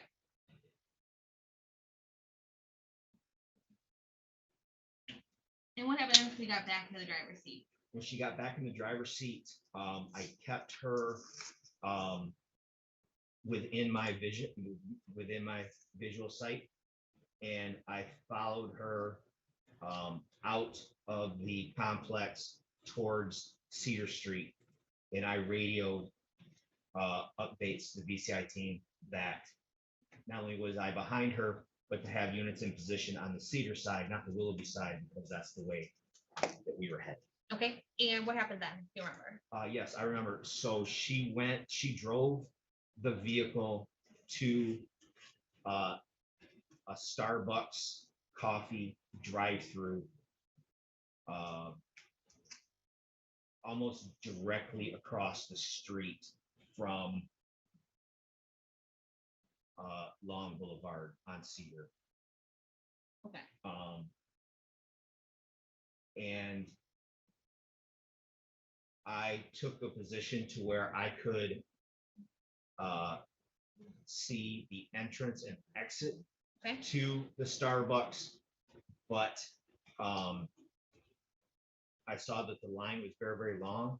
And so I coordinated with other VCI members to watch the drive-through from the Lowe's parking lot. Okay. To where they could see if anything had changed while I watched the entrance and exit, so that when she eventually came out of the business, I could continue to follow the vehicle. Okay, and just so I can clarify, is Lowe's directly across the street from that Starbucks?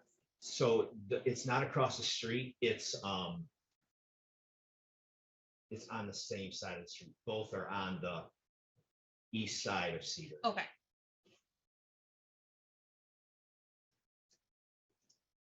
from where you were and still give them a vantage point to observe her view, correct? That's right. Okay. And what happened next? So the line at the Starbucks, I remember being very, very long, and she did not wait in line to get anything from Starbucks and drove around the line and went to the entrance and exit off the Cedar side, essentially facing me head to head. I was across the street facing the entrance and exit to the Starbucks and could very clearly see her and her vehicle. Okay, and at this time she was still in the driver's seat, is that correct? Yes, when not only did the DCI members radio that nobody could change positions while in the drive-through out of my sight because they were in the line and I was not. But then when she came around to the entrance to the street, I was looking right in the vehicle and saw that she was still the driver. Okay. And do you know what happened after that? Yes. What happened after that? So she went northbound on Cedar. Okay. And I remained in a surveillance capacity with other DCI team members, following her in traffic and coordinating updated locations so that marked patrol cars from DCI could move in behind her to conduct a traffic stop. And the traffic stop, can you tell me what that was based on? Yes, I remember, well, a few reasons. Number one, I remember from the investigative workup that she did not have a valid license. Okay. But I remember there being lots of communication on the radio about traffic infractions that she had conducted. During this surveillance of yours? Yes. Okay. And the license plate that was on her vehicle, was that valid at the time? I remember it being improper. I remember from the investigative workup that it came back on a Chevy Cruze. That is clearly not Saturn, correct? That's true. And all of those would be sufficient to conduct a traffic stop, is that correct? Yes. Okay, and do you know if there was a traffic stop attempted? Yes, I do. And do you know, were you present during that, or did you get to observe it?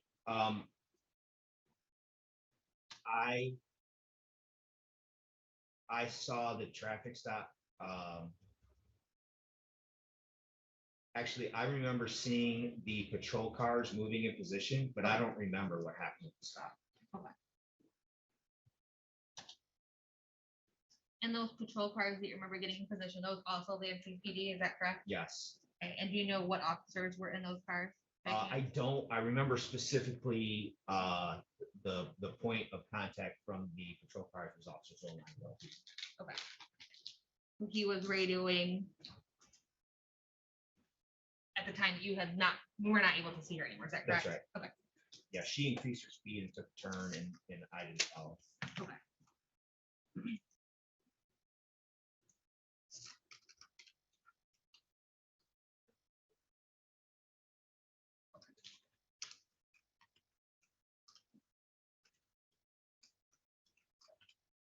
I have no further questions. Cross-examination. Yes, Your Honor. Good. Still morning. Good morning. Good morning, sir. You remember that day fairly clearly, don't you? It was a little while ago, but I'm pretty familiar with it. You indicated at the end of that, you were waiting for patrol cars to get into position and didn't see the actual stop. Is that a fair summary of the end of your testimony? Yeah, I don't remember. I remember coordinating with the patrol cars to get in position, but I as soon as they were radioing that she was accelerating, I did not stay with that. Do you know how many cars were getting into position? I don't remember how many cars were getting in the position, but I know that there's typically 3 or 4 marked patrol cars assigned to DCI, but I don't remember on this date how many were there. I remember for sure Officer Will and I.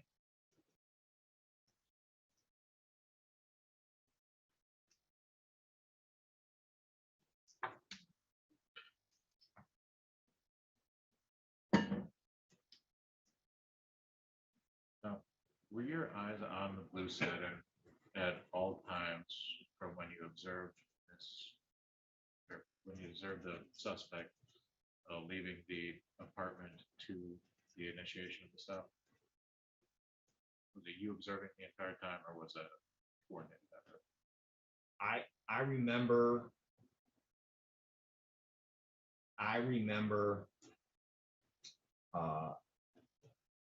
having no visual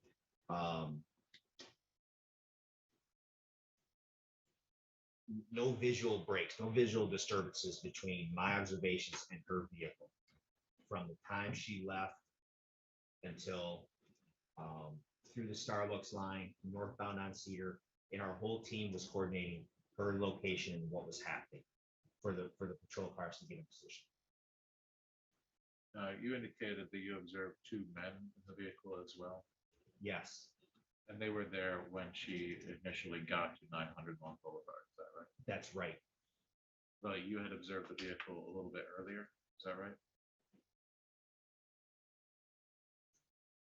I'm sorry, can you be more specific? I don't understand the question. Earlier in the day, before you observed the exit and re-entry along Boulevard, you were in, if this is a fair summary of your testimony, you were on routine road patrol, plain clothes, unmarked vehicle, and you were behind the blue Acura. You believe Miss Nealon was driving. Is that fair? Yes, just to make sure I understand the question, but I did not see her prior on this day. I saw her prior earlier in the week. Okay. So it wasn't the same day. I just saw her this on the 13th, I believe it was. The 13th was where I saw her at the apartment from the investigative workup, but no contact was initiated that day. But then the 18th is when I saw her in traffic, and that was by coincidence. So when you saw her in traffic, were you in plain clothes, unmarked car? Yes. And is that where she was driving in the opposite direction to you? So you saw her from the front windshield? No. That was when I had followed her completely from behind on Cedar Street to her apartment on Long Boulevard. And then she stopped, she parked and got out. That's when I verified who she was 100%. Because I was confident that it was her while I was behind her in traffic. But to be fair, I couldn't pinpoint that was her or not. But then when she went to the apartment and parked and got out and walked, and I saw her, is when I said, no doubt in my mind, that's her. And then she went in to the apartment building for 5 minutes or so, came back out, got back into the driver's seat. That's when she was followed to Starbucks. And then went around the Starbucks line and then went north on Cedar. And that's when the stop was initiated and she took off. At what point during this did you notice the 2 men in the car? I noticed the 2 men while I was originally behind them on Cedar Street. And what do you base the assumption that they are men rather supposed to put? Yeah, I'm gonna object. I don't know how that's relevant at this time. Do you want to respond to the objection? Yes, Your Honor. At this point, effectively, I think the core issue for the defense is both what he was able to observe, how reliable those observations were. I think that this aspect of simply how he's identifying how much he's able to observe, I think that's very relevant to the issue here, which I think the key issue is the identification, how much he was What's the observing. credibility? Yes. I'm over with the objection. You can respond. I'm sorry. I didn't hear You you. can respond. Okay. I got off track. Can we repeat the question, please, sir? What led you to conclude that they were two men as opposed to women? I could see their faces and they look like men to me. Was that observation on the road or after it came back to 900 Law? That was when they went to 900 Long. Because while I was behind them in traffic, all I saw was 3 people in the car, but I could see her face in the rear view mirror and the side mirror. But again, to be fair, it looked like her, but I wasn't completely sure behind her in traffic, looking in a mirror. That confirmation came when she parked the car. And how far away were you following her when you were observing the mirror? When I saw that, I was directly behind her. I was in the first car back. And when you pulled into 900 Lawn to make these observations, how far away were you at that time? I was very close. I would say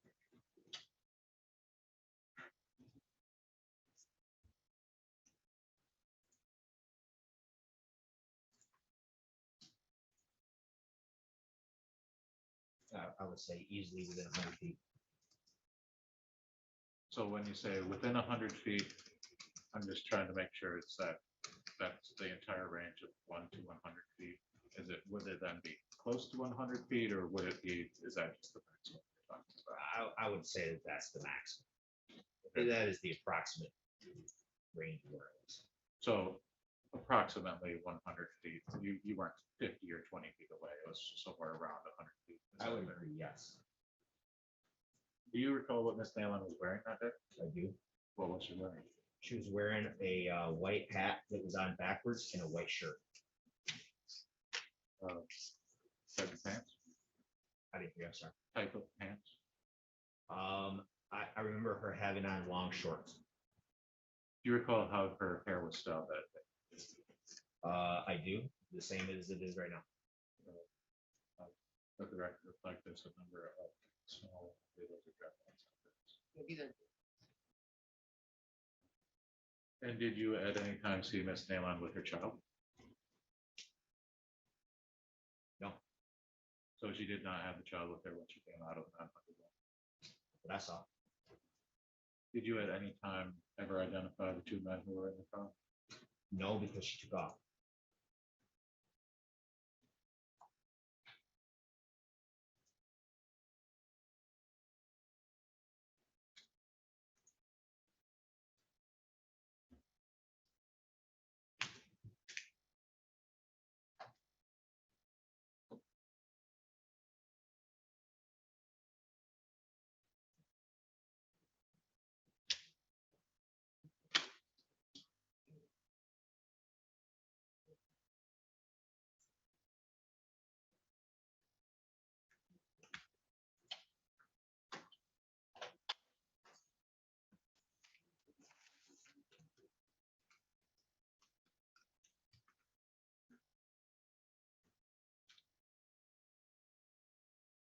Did you ever observe a white outlet during all of this?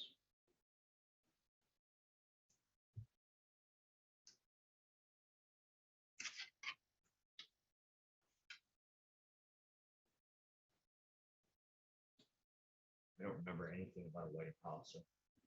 Do you recall such a vehicle being associated with Miss Nalen? Not from anything that I remember. And were you in plain clothes for the entirety of 18?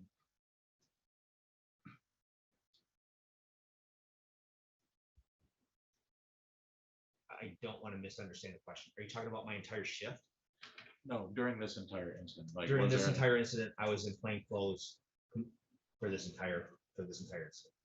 And am I right to assume that when you're in plain clothes, you do not wear any sort of body camera? That's true. And the unmarked vehicle that has no dash cameras, correct? That is true, sir.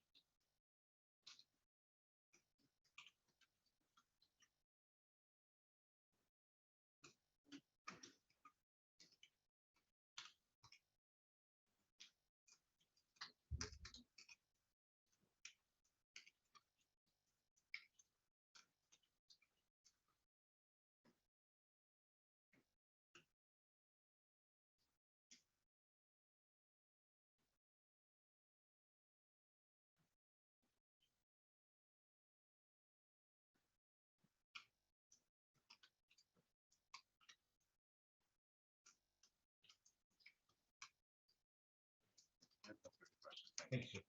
Redirect. No redirect.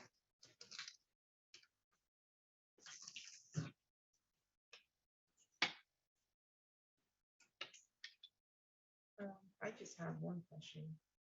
So the 13th, were you at that?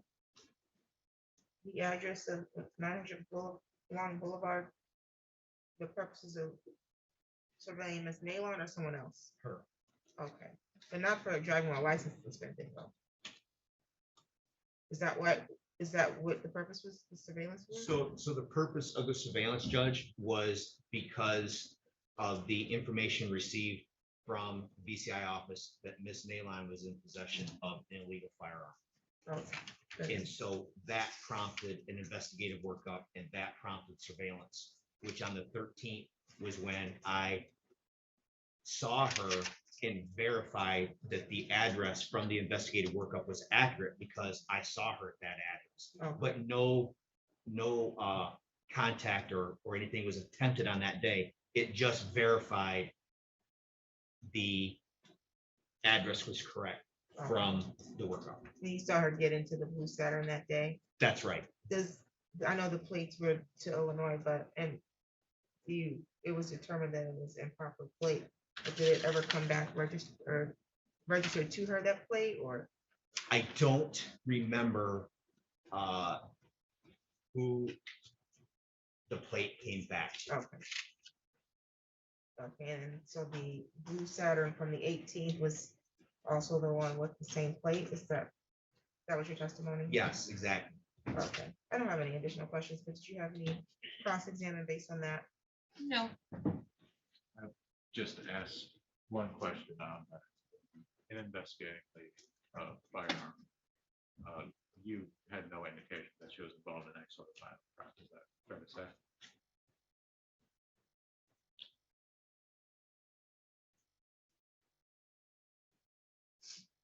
Well, I don't know what we're gonna determine as violent, but the information presented to me was that she had a firearm, which was deemed that, obviously, we don't know if she had a firearm this day or not because she was not apprehended, but that's what prompted this investigation was the information that she was armed with a firearm. And that would be commonly known as carrying concealed weapon in the vehicle. Yes. I don't know. Thank you. Any additional questions from the prosecution? Just briefly, and as part of the workup, just to go based on what Mr. Hedgeworth is asking, one of the other reasons that you were concerned about this weapons complaint or tip is because she's also a convicted felon, is that correct? That's true. Therefore not eligible to possess a firearm, correct? That's true. Okay, thank you. You cross-examine based on that? Thank you, Officer Forbes, you may be excused. Thank you, Judge. Any additional witnesses today? No. Are there any defense witnesses? Okay, you can proceed to argument. Your Honor, we're only here on a fleeing and eluding third charge, which is fairly simple for us to make out in terms of the elements. We have testimony today from Officer Forbes, and he was assigned to BCI. He was specifically doing workup on, or verifying a workup on Miss Nalon on the 13th, in which he identified her at her apartment and the vehicle that she was driving on the 18th. He happens to get behind her in traffic coincidentally on the 18th, and then he realizes who it is. He suspects that it's her, but he cannot be for sure at this time.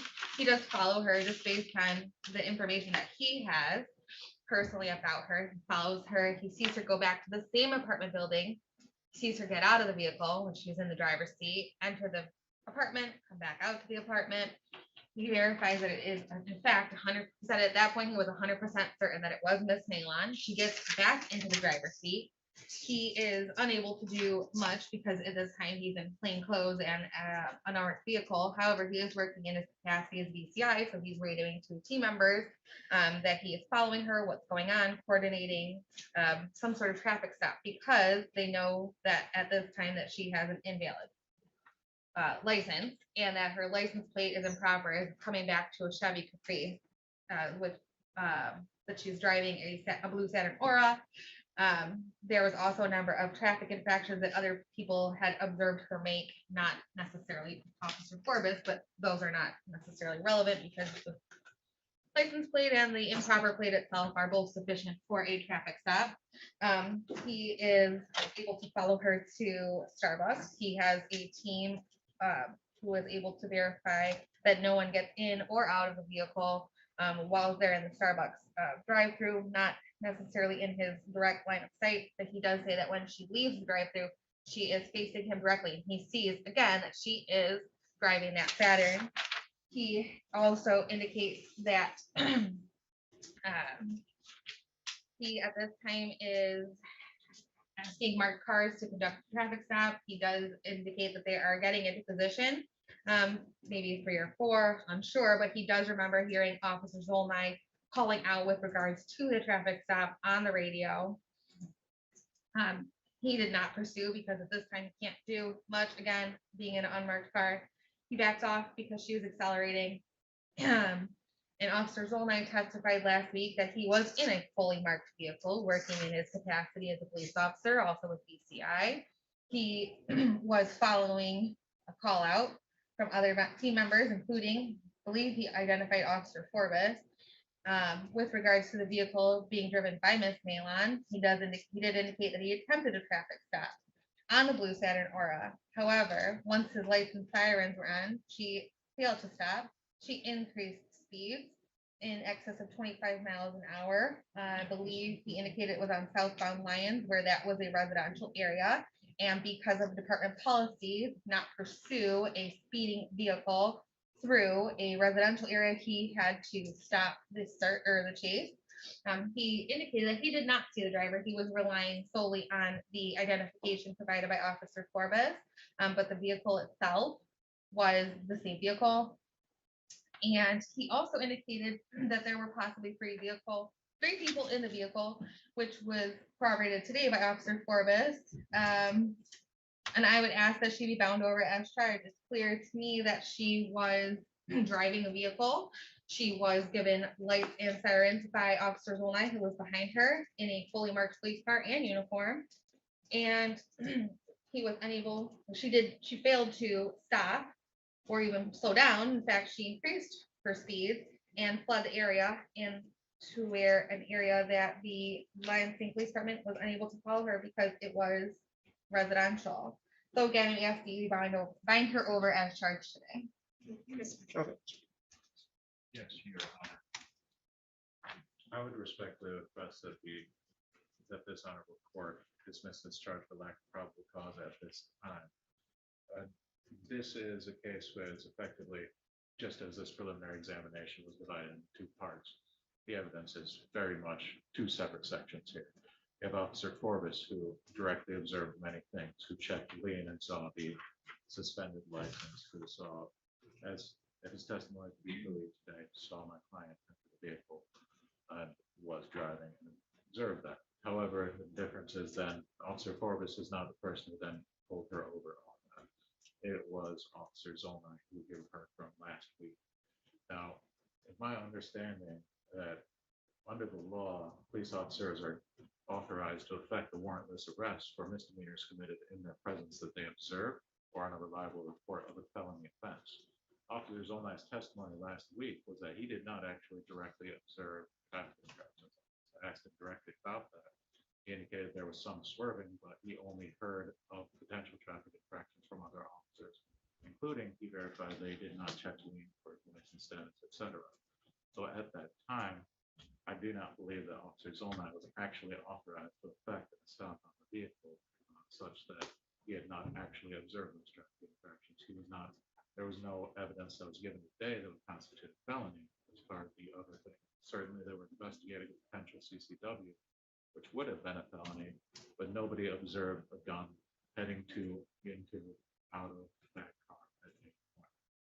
And so there are also some questionability as Officer Zolnai certainly did not see the driver of that vehicle. It's all secondhand information, the game telephone, as it were, and that adds some other potential issues with the identification here. But I think that combination of the questionability of Zolnai's direct authority to effect the stop, having not observed things while being involved, and some questionability about the identification, how that's the courts choose to not find this matter over. Ms. Lacy. Just briefly, Your Honor, I have it marked here that there was in fact a lien check conducted of her driver's license. It did show to be suspended at the time. In addition, Your Honor, he did obviously observe her commit a traffic infraction when she continued to accelerate her speed away from him after lights and sirens were affected into a residential area wherein she was going well over the speed limit, which is also a testified to, which would have given him more than sufficient cause to continue to effectuate the stop. Thank you. Thank you. Today's the date that's set for continuation of a preliminary examination. The burden of proof at the time of preliminary examination is on the prosecution. They need to establish that there's sufficient probable cause that a crime was committed and probable cause to charge the defendant with the crime. Probable cause is more than just mere suspicion, but it's not as much evidence that would be needed to prove your guilt beyond a reasonable doubt. Okay, so the burden is much lower here. I'm not gonna rehash all of the facts and testimony because I think the facts presented via testimony have been sufficiently reiterated in argument. What we have here is a question as to whether or not there's more than mere suspicion that the crime of police officer fleeing and eluding a third degree was committed and whether there's sufficient evidence beyond more than mere suspicion that is Miss Mia Nalon who committed that or allegedly committed that action. Mr. Petrovich is making the argument that the officer did not personally observe or the defendant commit any infraction. I would disagree. The Officer Zolnai did testify that he had ran in her in lane and he was aware that she had a suspended license.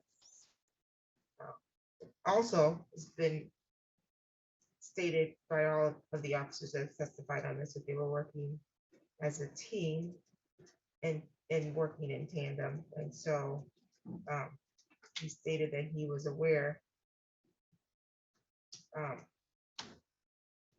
of her possibly swerving, and as it relates to did he personally observe her committing traffic infractions during the time that he followed her. He activated or tried to participate. He knows that she's driving without a license, so he has the right to do the investigatory stop if he believes this is a person who does not have a valid license. So I would dispute that or disagree with that argument. As to whether or not there's more than mere suspicion that it was Mia Nalon driving the vehicle, We had testimony from Officer Forbes, who stated that he had observed or surveyed the area believed to be associated with Miss Malon on May 13th. He saw her exit the driver's side of or exit the property and enter the driver's side of a uh, blue Saturn with plates that were from Illinois. He didn't make any traffic stops then, but then he says coincidentally on the 18th, which was just 5 days later, he again saw that vehicle, he believed, but he said he was, to be fair, he was not sure that it was Miss Malon driving. He followed the vehicle back to the area that he had previously surveyed her at in the 900 Long Boulevard area. And he said there was never a break in the time from when he was observing that vehicle to the time that the officers were trying to effectuate a traffic stop. We did hear from the officer zone 9 that when the traffic stop was initiated, that the alleged defendant was accelerating and that he was told to call off the pursuit because it was into a residential area. So the court is satisfied that there is sufficient probable cause to bind over on count 1, police officer fleeing 3rd degree under the vehicle code, and that this action occurred in the city of Lansing, Ingham County. So that count will be bound over to the circuit court for a bind over date on March 9th. You do not need to appear in court on March 9th. That's just the date. Circuit court gets the file from this court. They will set your next court date, which will be a pre-trial. Mr. Petrovich will be made aware of that. So, do you have any questions, Ms. Maywan? I kind of do have questions for Mr. Burbage. He said that he was outside of my house. He said that he was on. You have questions for Mr. Forbes, you said? Like for the court, I'm Okay. trying to see if there was no surveillance at the 900 Boulevard, and one officer saying that they didn't see me. How long is this matter getting lined up? Because it's probable cause. So that just means it's more than mere suspicion. That doesn't mean that it actually happened. We're not here to prove if it happened or not. We're not, that happens at court. That's the circuit court. The circuit court, you have the right to have a trial. And then if you have a jury trial, the jury will decide if that in fact happened. That's not for me to decide. I'm just here to decide if there's more suspicion, more than mere suspicion that it happened. And all we have now is the allegations based on what they said. You've not put on any defense. Otherwise, I can only go by what we hear today. We hear today that there was, or today and the other day that we were here last week, that there was surveillance done. Officers are identifying someone that they say is you, that they try to perform a traffic stop.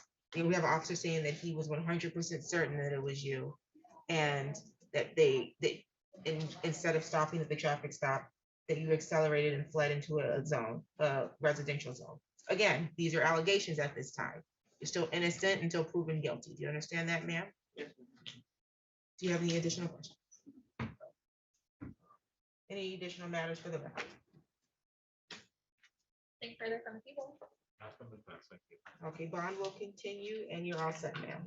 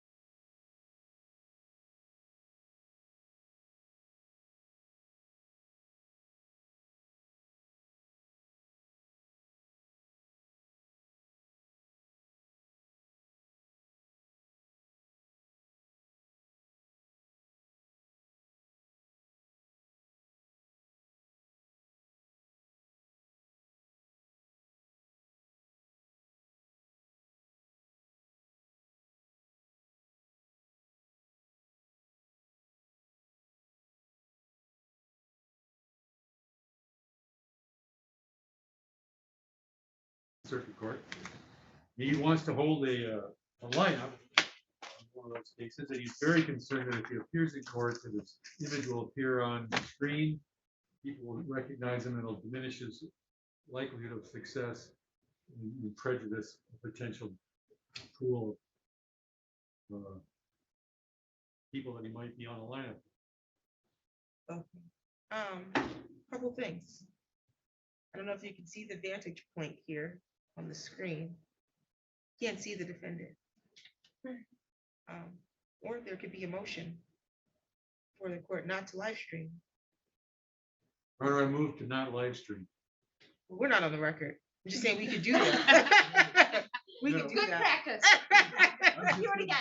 Simple People issues. will not object. for Yeah, what simple anyone- issues to resolve. I mean, we were at a bind over argument only. session. Yeah, so Yeah. we have no problem. I have no problem with that. I understand. He is asking me to make these arguments because he really doesn't want to come upstairs. Okay, well, coming upstairs is really not an option. But the court understands his concern. I think he has a valid concern, so we will not live stream. Thank you. Is that all we have before left with other than? Waller. What's going on with Waller? We're running that? Yeah. Of course we are. Okay, Great we'll team. we'll do Hopkins. We can bring Hopkins up. Okay. Thank you.